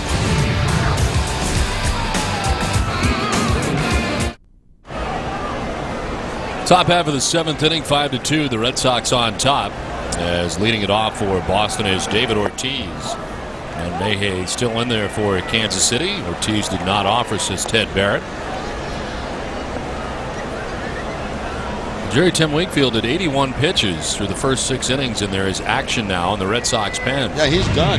Terry Francona talked to him between innings. He was shaking hands, so we're going to see the Red Sox bullpen in the 7th inning. A little confused as to why Manny Del Carmen is warming up in the pen now. Wakefield had a 1-2-3 6th inning. Actually, Wakefield himself looked a little surprised that he'd be coming out of the ball game.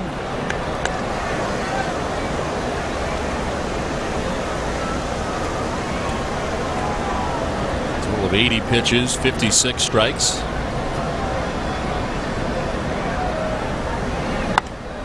Ortiz opposite field, but right at Ross Glode for the first out of the 7th inning. This was in between innings as Tim Wakefield would be coming out.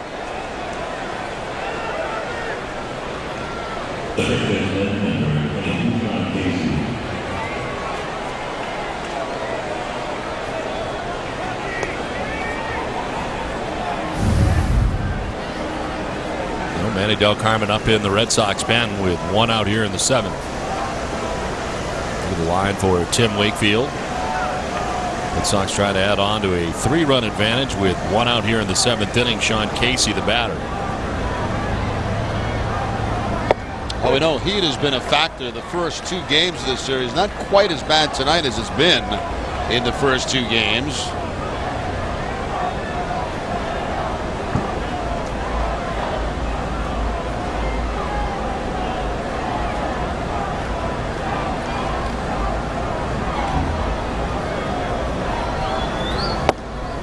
Strike 2, 0-2. This may be the last batter for Mayhew. Lowell on deck.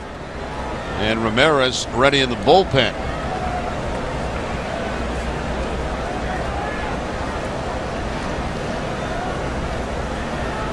Mayhew got the final out of the 6th inning. And he has Ortiz to fly out to left for the first out of the 7th.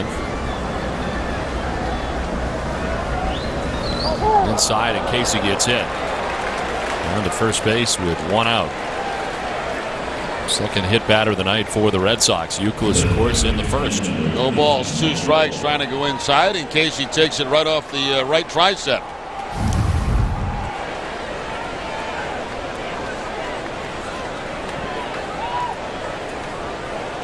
Here's Mike Lowell, who is 0 for 3 in the game. Mike is lined into a double play, flied out to center, and grounded to short.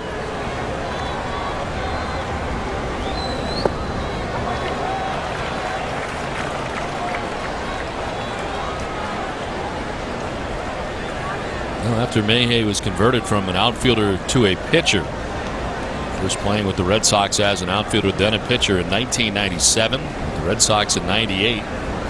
Since then has kind of been all over the place. Stops in Oakland, Florida, the Chicago Cubs, mostly with the Texas Rangers. A total of 5 seasons in Texas, and part of last year in Texas and in Atlanta. Pitched in 30 games out of the Braves pen last year. Now, if you're a left-handed reliever, you can pitch for almost every team in the big leagues. He's getting there.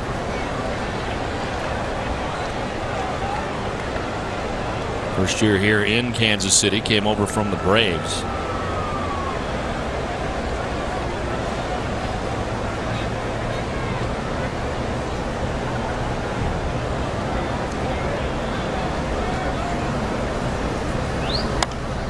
Reaches out, sends it foul down the right field line, down 1-2.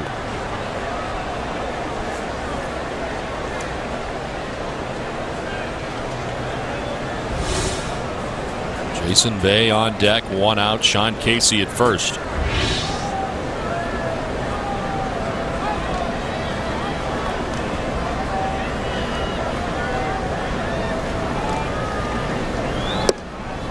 Two and 2 to Lowell.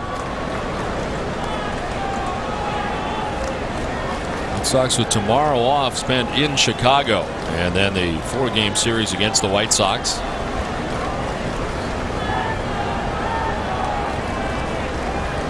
John Lester pitching the first game of that series on Friday. Lowell striking out, second out of the inning. First strikeout for Ron Mayhew. And Lowell looks like he chases a ball that may have been up and out of the strike zone.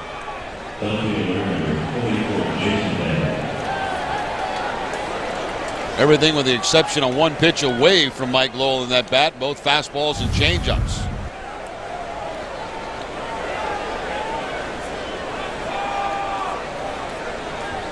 Two down, Casey at first base, and Jason Bay the batter. Bay sends it out towards left center field. Ross Claude on the run, won't get there. It's in for a hit. As heading for third base is Casey. He'll get there on the second hit of the night for Jason Bay. Pretty productive last couple of games for Bay. 4 for 5 last night, 2 for 4 now tonight. He jumps on that first fastball and drops it in front of Glode out there in left field. Glode actually cutting the ball off and keeping Jason Bay at first base.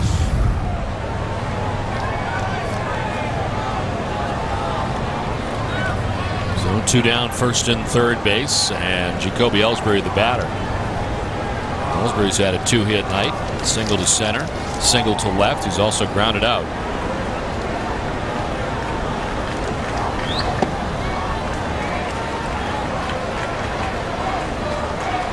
Will Shaver started tonight for Kansas City, went 5 2/3. As Bob McClure is coming out after that last pitch. He was out a lot to talk to Hoshaver, now out to talk to Ron Mayhew.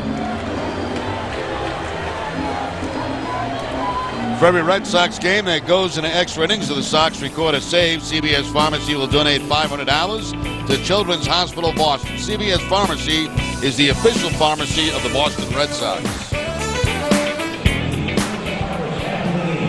Hoshaver went the first 5 2/3, giving up 7 hits, 5 runs. He walked 3 and struck out 2. Mayhew got the last out of the 6th, has 2 outs here in the 7th, and a bit of a jam with runners at 1st and 3rd. And McClure back to the dugout as Mayhew has fallen behind Jacoby Ellsbury, 1-0. Couple of hits in the ball game tonight for Ellsbury. One in the center field, opposite field, and a tremendous catch out in center field.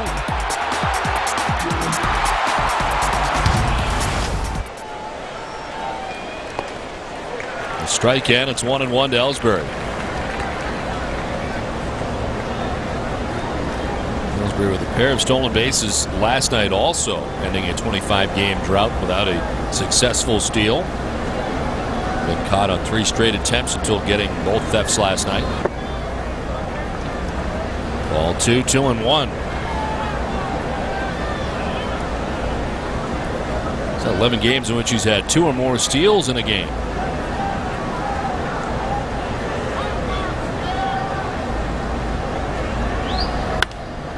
The center field, Mitch Meyer headed back in a full sprint, still going. It's over his head and it's gone. 3-run home run for Jacoby Ellsbury. Just kept carrying to center field and he gets it out of the yard. The Red Sox take the 8-2 lead with 1 swing of the bat.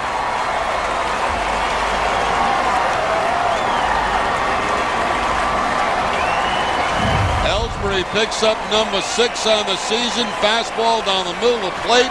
Straightaway center field where the ball has not been carrying at all. And he clears that fence at the 4:10 mark.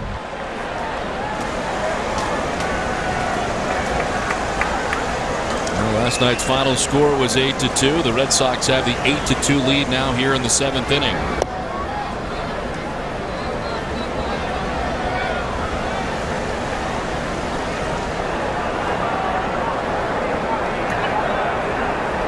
Number 6 of the year for Ellsbury. And Kevin Cash with a ball and a strike. Cash 0 for 3 tonight. He has popped out, grounded out, and struck out. All the Red Sox runs coming with 2 outs.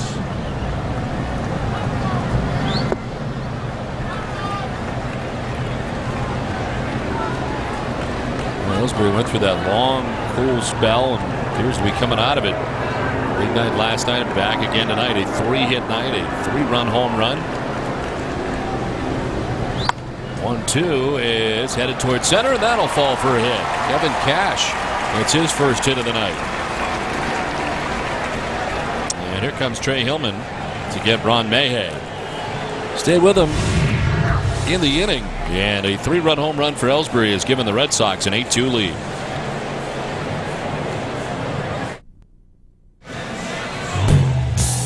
Back in Kansas City, time now for the Comcast Triple Play game summary. Well, the scoreless game in the 5th inning, and Jed Lowry's been coming up big lately for the Red Sox.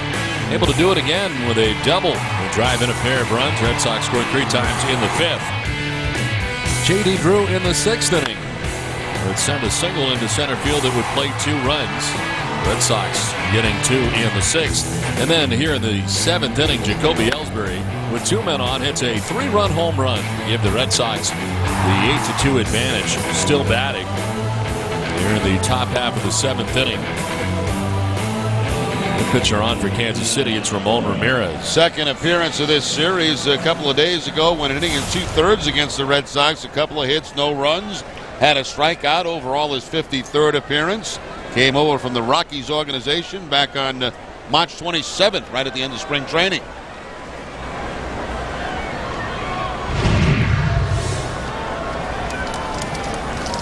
Alex Cora batting with Kevin Cash at first base, 2 down in the inning. And Cora takes strike 1.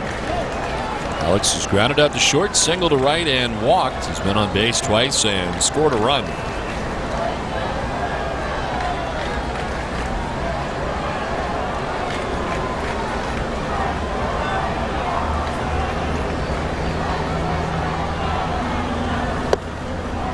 Mayhay went an inning. We have 4 hits and so far 3 runs. He's still responsible for Cash at first. Didn't walk anybody, struck out a batter. Of course, gave up the 3-run home run to Ellsbury.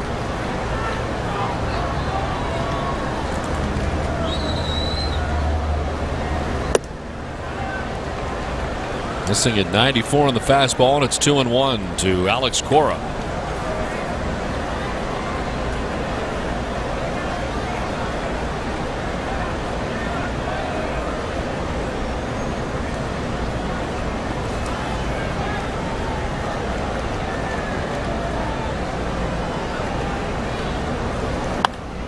Ground down the first base line. Billy Butler's got it. Another nice play, and he takes it himself to end the inning.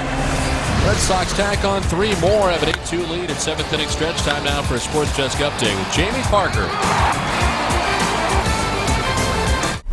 Thanks, Don. Hi, everybody. The NBA released the 2008-2009 schedule on Wednesday. Find out who the Celtics will be hosting when they raise banner number 17 to the rafters. That's tonight on Sports Desk, presented by FW Webb, home of Frank Webb's Bath Centers, a trusted part of your home remodeling team. Enjoy the rest of the game. We'll get you back out to Kauffman Stadium after this short timeout. 8-2, Red Sox on top of the Royals. We head to the bottom of the 7th inning. New pitcher for Boston's Manny Del Carmen. 51st appearance for Del Carmen. His last coming on August 3rd against the Oakland Athletics. An inning in that game. No runs.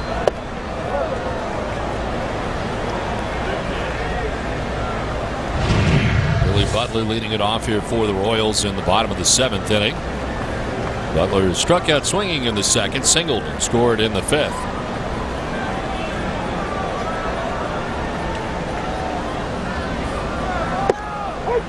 And Tim Wakefield tonight, 6 innings through 80 pitches. 4 hits, gave up 2 runs, didn't walk anybody, and struck out 6. Chance to pick up his 7th win of the year. Tim coming in at 6-8.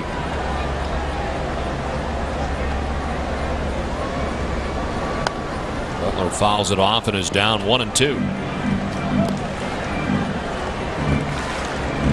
Now, regardless of the tack on runs by the Red Sox, they would definitely go in the bullpen. Wakefield was going to be done after the 6 innings. That's the Red Sox with the off day tomorrow. Everybody available down there to Terry Francona.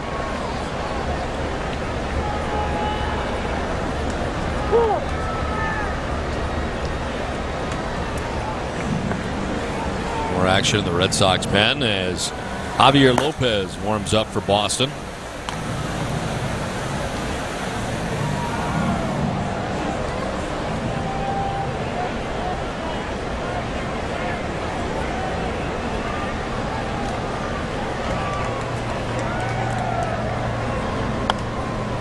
Butler fouls it off. Count remains 1-2.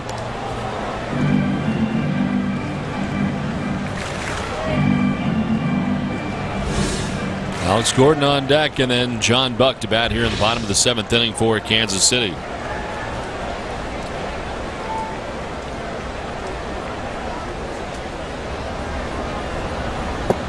Outside, 2-2. And Del Carmen has gone 6 scoreless innings in his last 6 games, and 3 earned runs in his last 12 1/3 innings pitched. This one gets away, and it's a full count.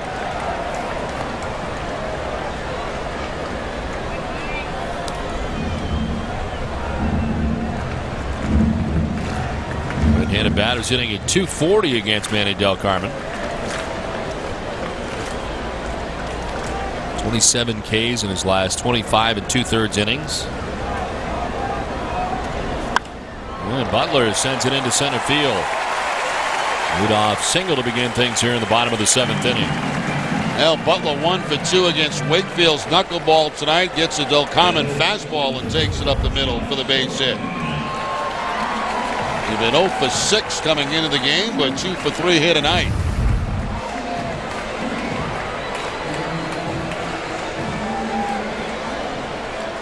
So Butler at first, Alex Gordon the batter. Fly to center field in the second inning. Singled and scored in the fifth.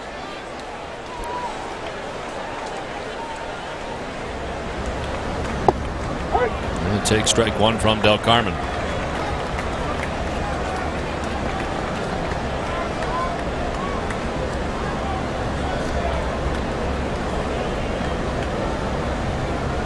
Carmen has issued runs in 14 of 50 games overall in the season.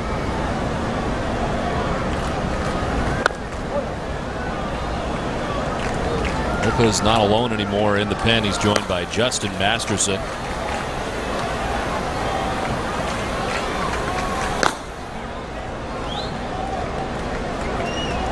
Six innings from Wakefield. And Del Carmen begins the seventh inning. A leadoff base hit for Butler. An 0-2 count to Alex Gordon. Strike three call. Gordon goes looking, and first strikeout for Del Carmen, the seventh for Red Sox pitching tonight. Well, that's Payne in the outside corner with a fastball. Almost an unhittable pitch. Not a strike, apparently. Not close. And you can see Gordon just kind of bend over at home plate in disbelief.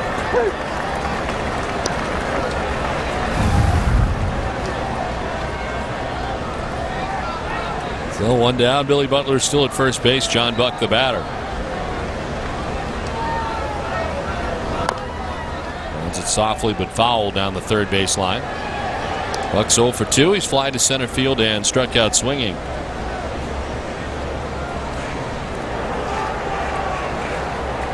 Nicholas has discarded that brace he was wearing down in the dugout, leaving the game with a contusion on his right hand. Struck by a pitch back in the first inning, had to leave the game.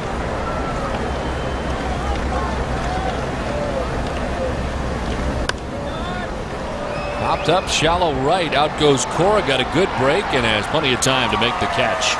And fair ground for the second out of the inning.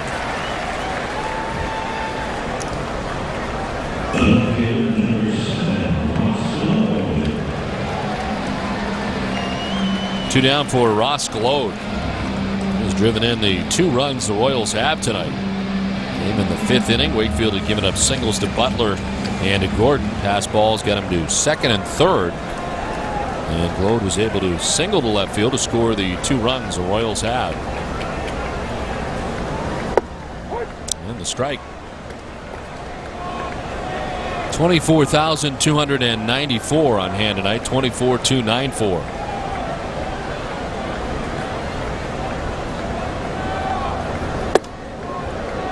'96 and in 1-1.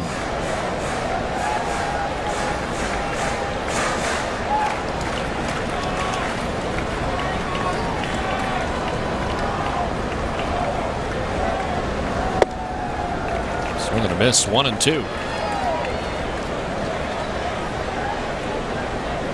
Del Carmen follows that fastball in with an excellent changeup away.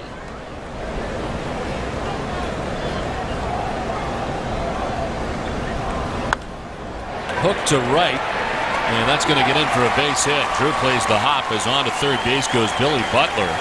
And all of a sudden it's first and third now with 2 down. Ross Glode picks up his second hit of the night. Now after making a good changeup away, he comes back with a bad one inside. Well, that's not the changeup. It was a curveball that time, and Glode picks up his second hit of the ball game.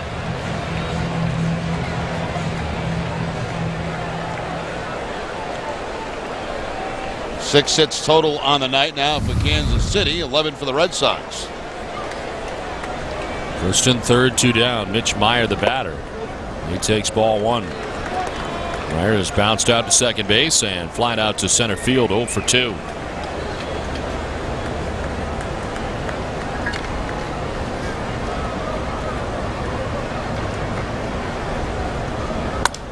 On the ground, Cora to his right, plays it on the backhand and kind of shovels it to second to end the inning on the force out of Glode. We played 7.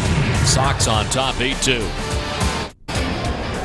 It's on to the top half of the 8th inning. Red Sox on top, 8-2. And the new pitcher for Kansas City is Joel Peralta. You saw him in the ball game last night against the Red Sox. Pitched an inning, allowing 1 hit and no runs. His 29th appearance overall. Up and down a few different times between Omaha and the Kansas City Royals. Drew down quickly, 0-2.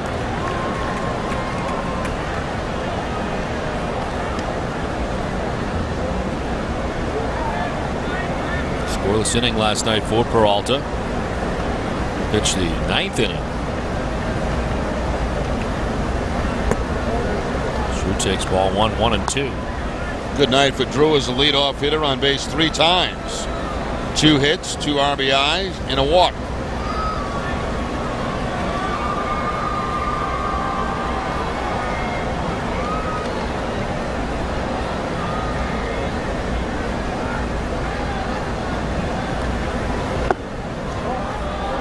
He's up to 2-2. Well, they rung up Gordon on a pitch that looked like it was outside. That looked like a pretty good pitch against J.D. Drew.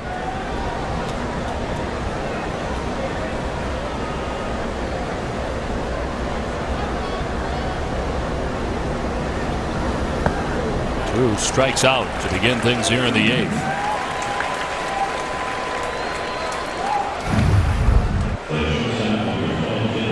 Change up that time from Peralta to pick up the strikeout against Drew. Changeups generally, right hand is want them down and away from a left hander. That was down and in, but still effective.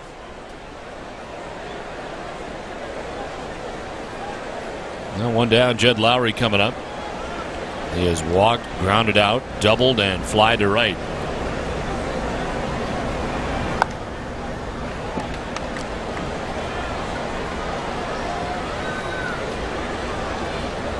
Already 2 RBIs tonight, now 22 on the season. Red Sox got 3 in the 5th. Royals came back with 2 in the bottom of the 5th to make it a 1-run game, but 2 more for Boston in the 6th, 3 in the 7th. And the Red Sox on top 8-2.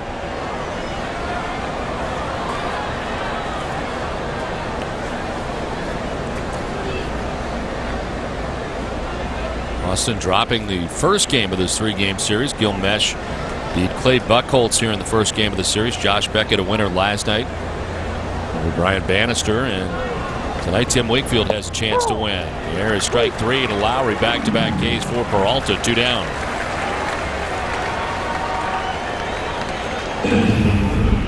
Well, Peralta now with 27 strikeouts in 38 innings. Wow. Looked like it was way outside. I'll tell you what. It's consistent. The Muth's strike zone is rather large at this stage of the game, isn't it? Yes, it is.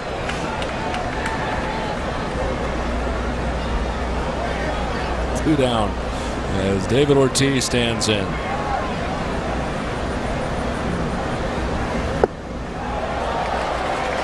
Safe to say, if you have 2 strikes on you, anything close, you better be swinging.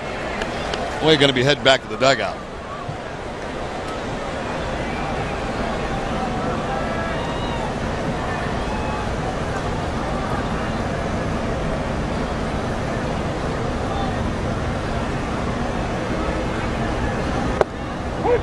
Strike 2, and it's 0-2 to Big Papi. He fly to left, fly to center, single to center, and lined out to left. The single back in the 5th inning, knocked in a run.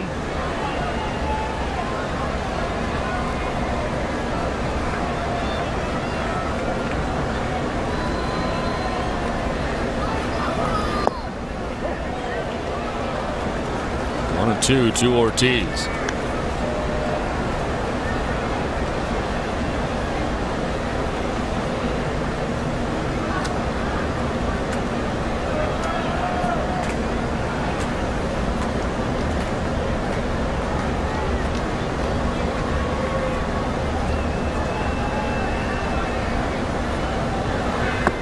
Ortiz strikes out, and Peralta in impressive fashion strikes out the side.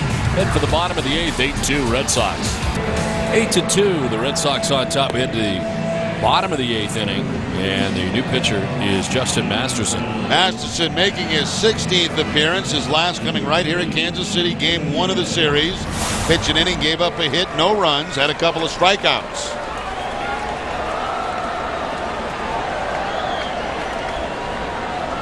face the top of the Royals order here in the bottom of the 8th. Mike Aviles, Esteban Herman, Mark Teahan.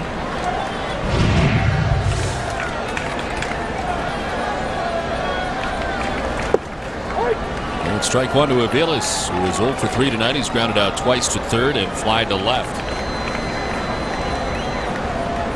Masterson, the third Boston pitcher of the night. Quickly ahead, 0-2. Manny Del Carmen worked the 7th inning. Gave up 2 hits, no runs, didn't walk anybody, and struck out a batter.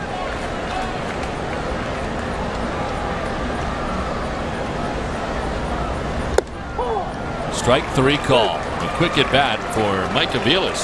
First out here of the 8th. It has to be tough to pick up the ball from Masterson as a right-handed hitter. That sidearm delivery, fastball to the outside corner. And if you're a hitter, if you're Aviles, you just got to tip your cap to that type of pitch. One down for Esteban Herman, who's 0 for 3. He has struck out swinging, grounded to short, and fly to center. So he takes strike 1.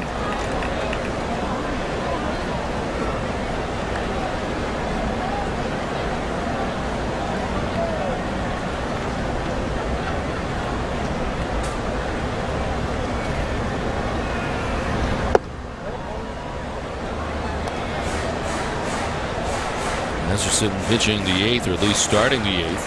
Hideki Okajima warming up in the Red Sox pen.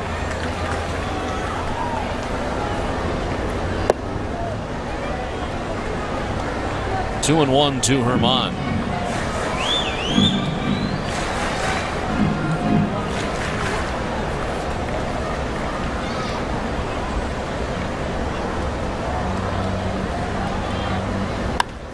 This one chopped up the middle. Lowry on the move. Off balance. Good throw. And there's 2 down.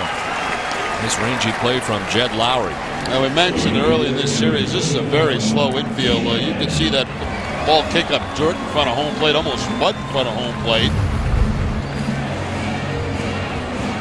And then on the second bounce, Lowry is there to make the play. It's almost like they got 2 different types of grass, isn't it, Don? The infield grass lighter than the outfield grass? Looks that way. I'm not sure if it's the lighting or if... Yeah, it's hard to tell.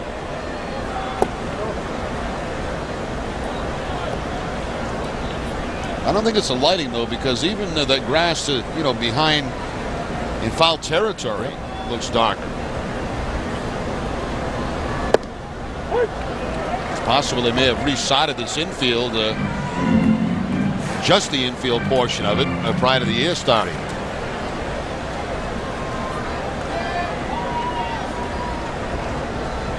Martin batting with the bases empty. 2 outs here in the 8th. And a pitch inside to make it 2 and 1. Some good grass talk there, wasn't it? That was solid grass talk.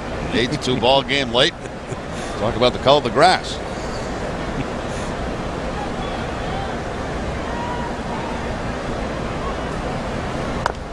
This one rolled foul over by the dark grass. And it's 2 and 2.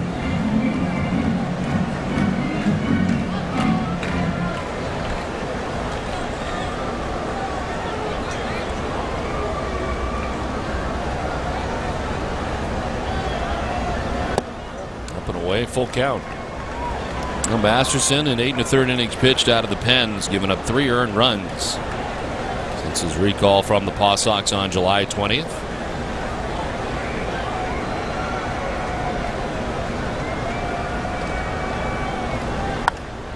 On the ground foul, we'll do it again with a full count.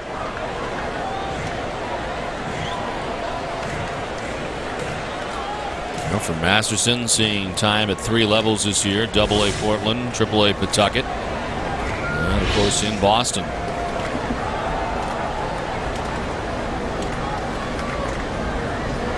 Swing and in and out of the glove of Cash on a foul tip, full count. It'd be fair to say that Masterson probably didn't expect any of this year, being in AA baseball and eventually becoming part of the Red Sox rotation, and then moved into the bullpen. They kind of alluded to that in comments to Heidi Watney earlier that we heard, talking about the Futures at Fenway, which he participated in. And the past and didn't expect to be here perhaps this quickly as part of Red Sox Nation, but has and has been successful. And serving so many different roles for the Red Sox.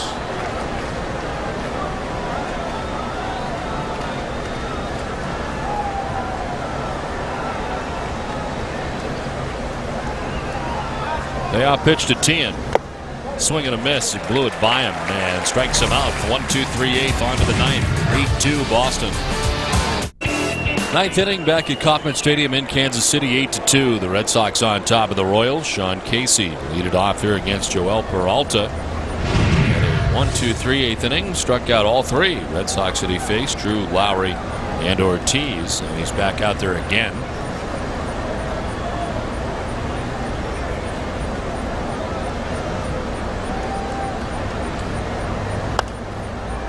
Sean Casey tonight is flied out to left field, struck out looking, and been hit by a pitch. Came around to score the 6th Red Sox run.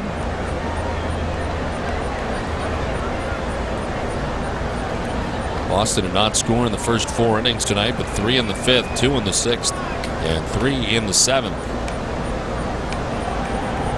On top 8-2 as they bat here in the top half of the ninth.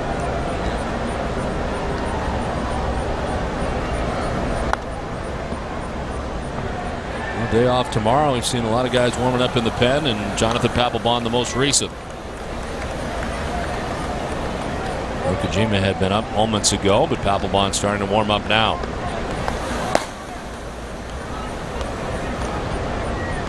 We've not seen Papelbon in the series. He's got his 31st save against the Oakland A's to wrap up the homestand for the Red Sox.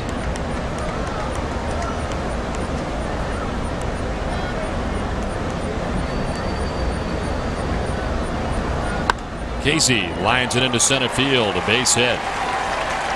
His first hit of the night.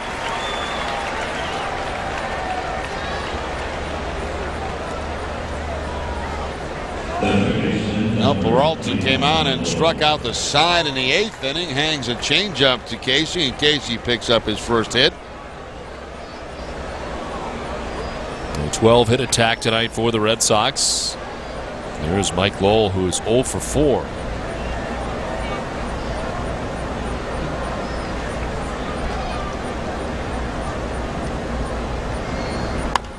On the ground towards short, Aviles to second base for 1, on to first, double play.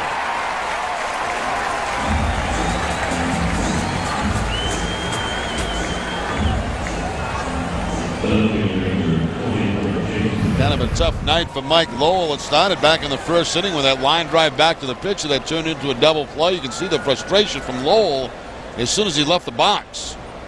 Ground ball right at Aviles, and an easy double play turned over. 2 down for Jason Bay, who's had another good night. 2 hits tonight, 2 for 4. With hits, singles to left field, and he has scored 2 runs tonight.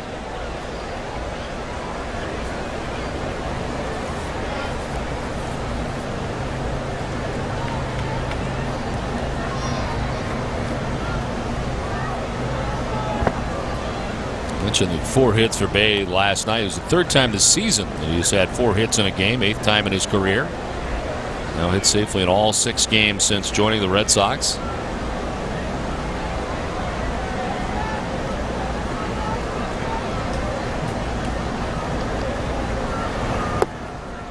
Now 1-2.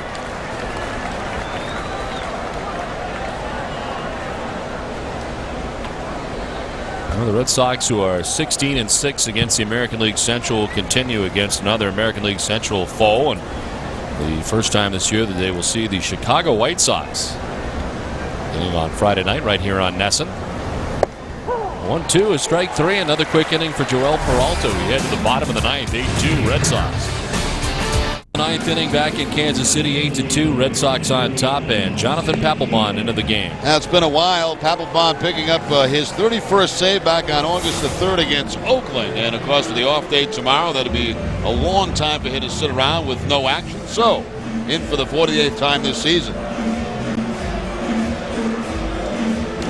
Justin Masterson worked the 8th inning. He had a 1-2-3 inning with 2 strikeouts. Jose Guillen leads it off for the Royals here in the ninth. 0 for 3, striking out twice and grounding out to short.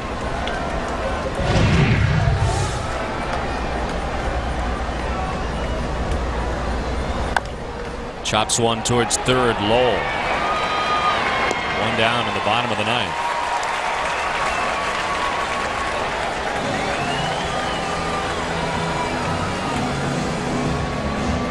Here comes Billy Butler. He's had a good night tonight. 2 hits, 2 for 3.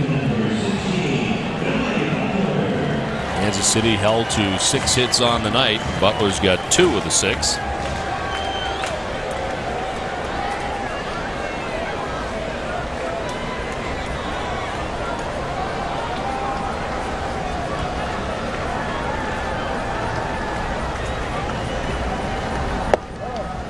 Ball one outside.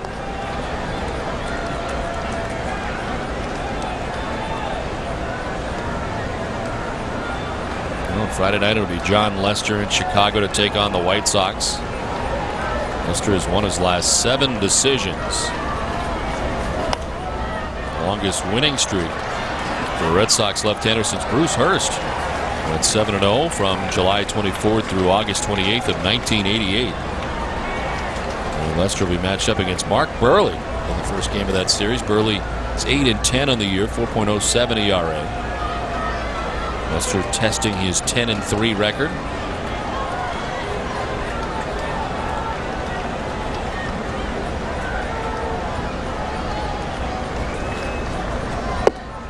Strike, and it's 1-2 to Billy Butler.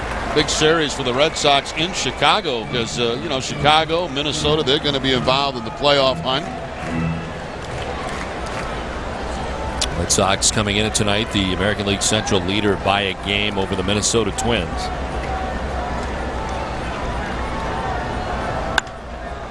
Into left field, a base hit for Billy Butler and a 3-hit night for the Kansas City first baseman. Well, this year the WEEI Nesson Jimmy Fund Radio Telethon is hoping to raise $4 million on August 14th and 15th. Tomorrow at 11 a.m., sign in to the Nesson.com playground and chat with Jimmy Fund Chairman Mike Andrews. Find out what the Jimmy Fund is up to and how you can help tomorrow at 11 a.m. only at Nesson.com.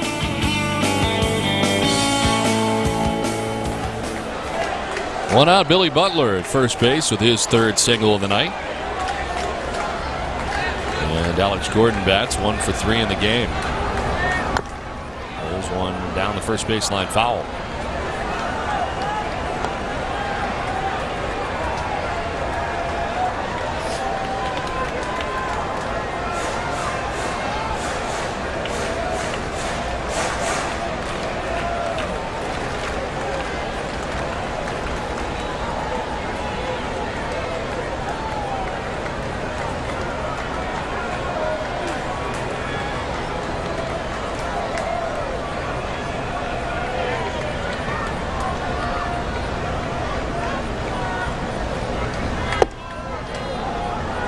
Inside, a ball and a strike to Alex Gordon. Red Sox, if they can hold on, will win 5 of their last 6 away from Fenway Park. Boston with a 25-33 road record coming in tonight. Ball 2, 2-1. Team's fewest road wins after 58 games since 1996.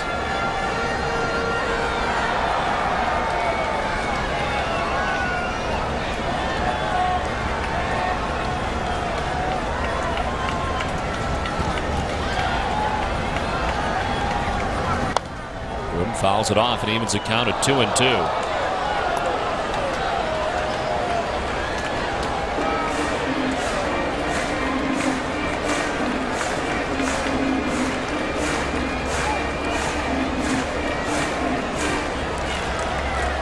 Tim Wakefield tonight for 6 innings, giving up the 2 runs the Royals had.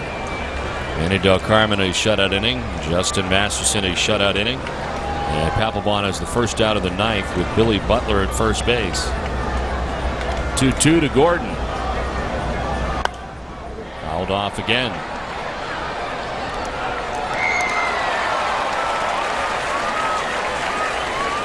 The Red Sox bullpen has now gone 17 scoreless innings in the last 6 games, posting a 1.26 ERA.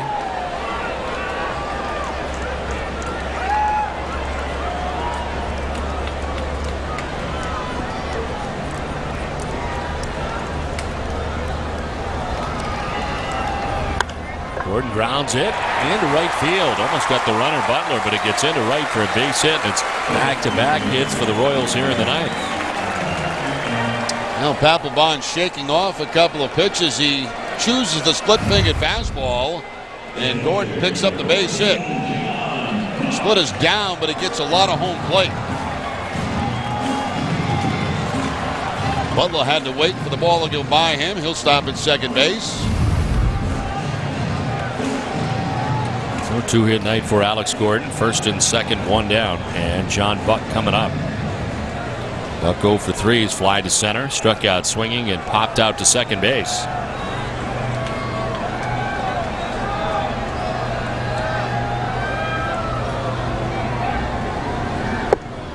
Strike one.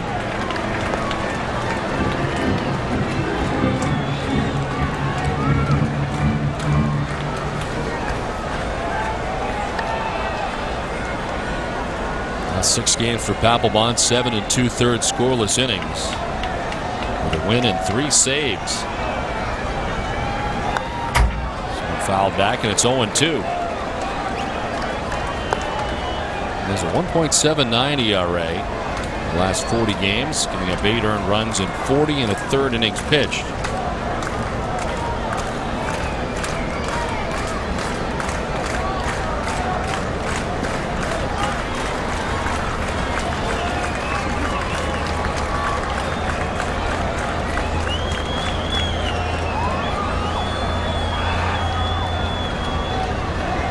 To the count to John Buck.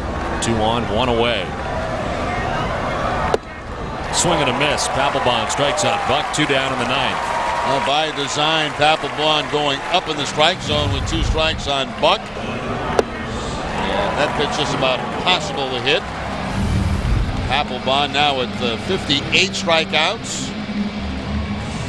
in 49 innings.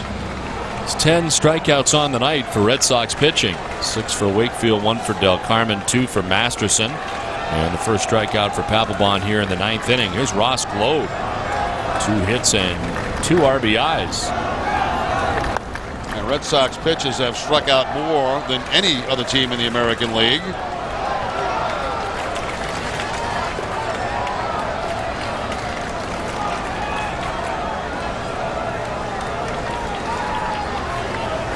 This season, Papelbon picking up his 100th career save back on July 13th, joining Dick Raditz at 104 and Bob Stanley 132. One of the Red Sox pitchers to achieve that milestone.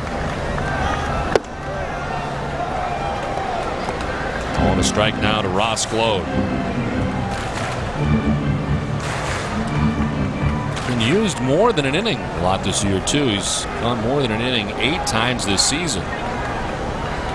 Did so only on 4 occasions in 59 outings all of last year.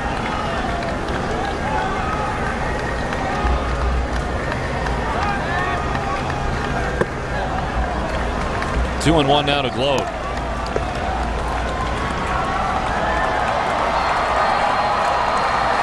Billy Butler at second base. Alex Gordon at first base. 2 down in the ninth.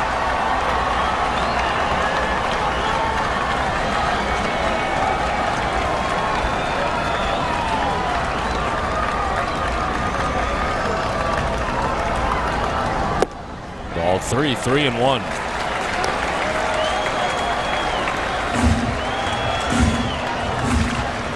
Mitch Meyer waiting on deck with 2 outs here in the bottom of the ninth.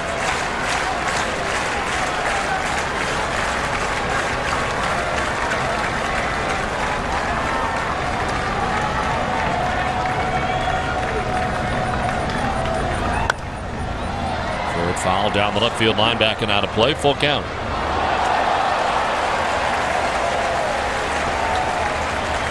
Well, to this point, Papelbon has had to make 19 pitches here in the ninth inning.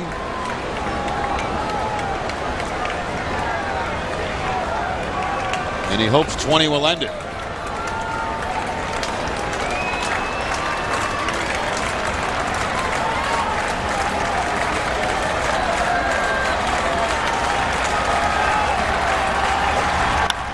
On the ground up the middle, Cora dives, picks himself up and throws him out. Nice play by Alex Cora to end the game. Much appreciated by Jonathan Papelbon.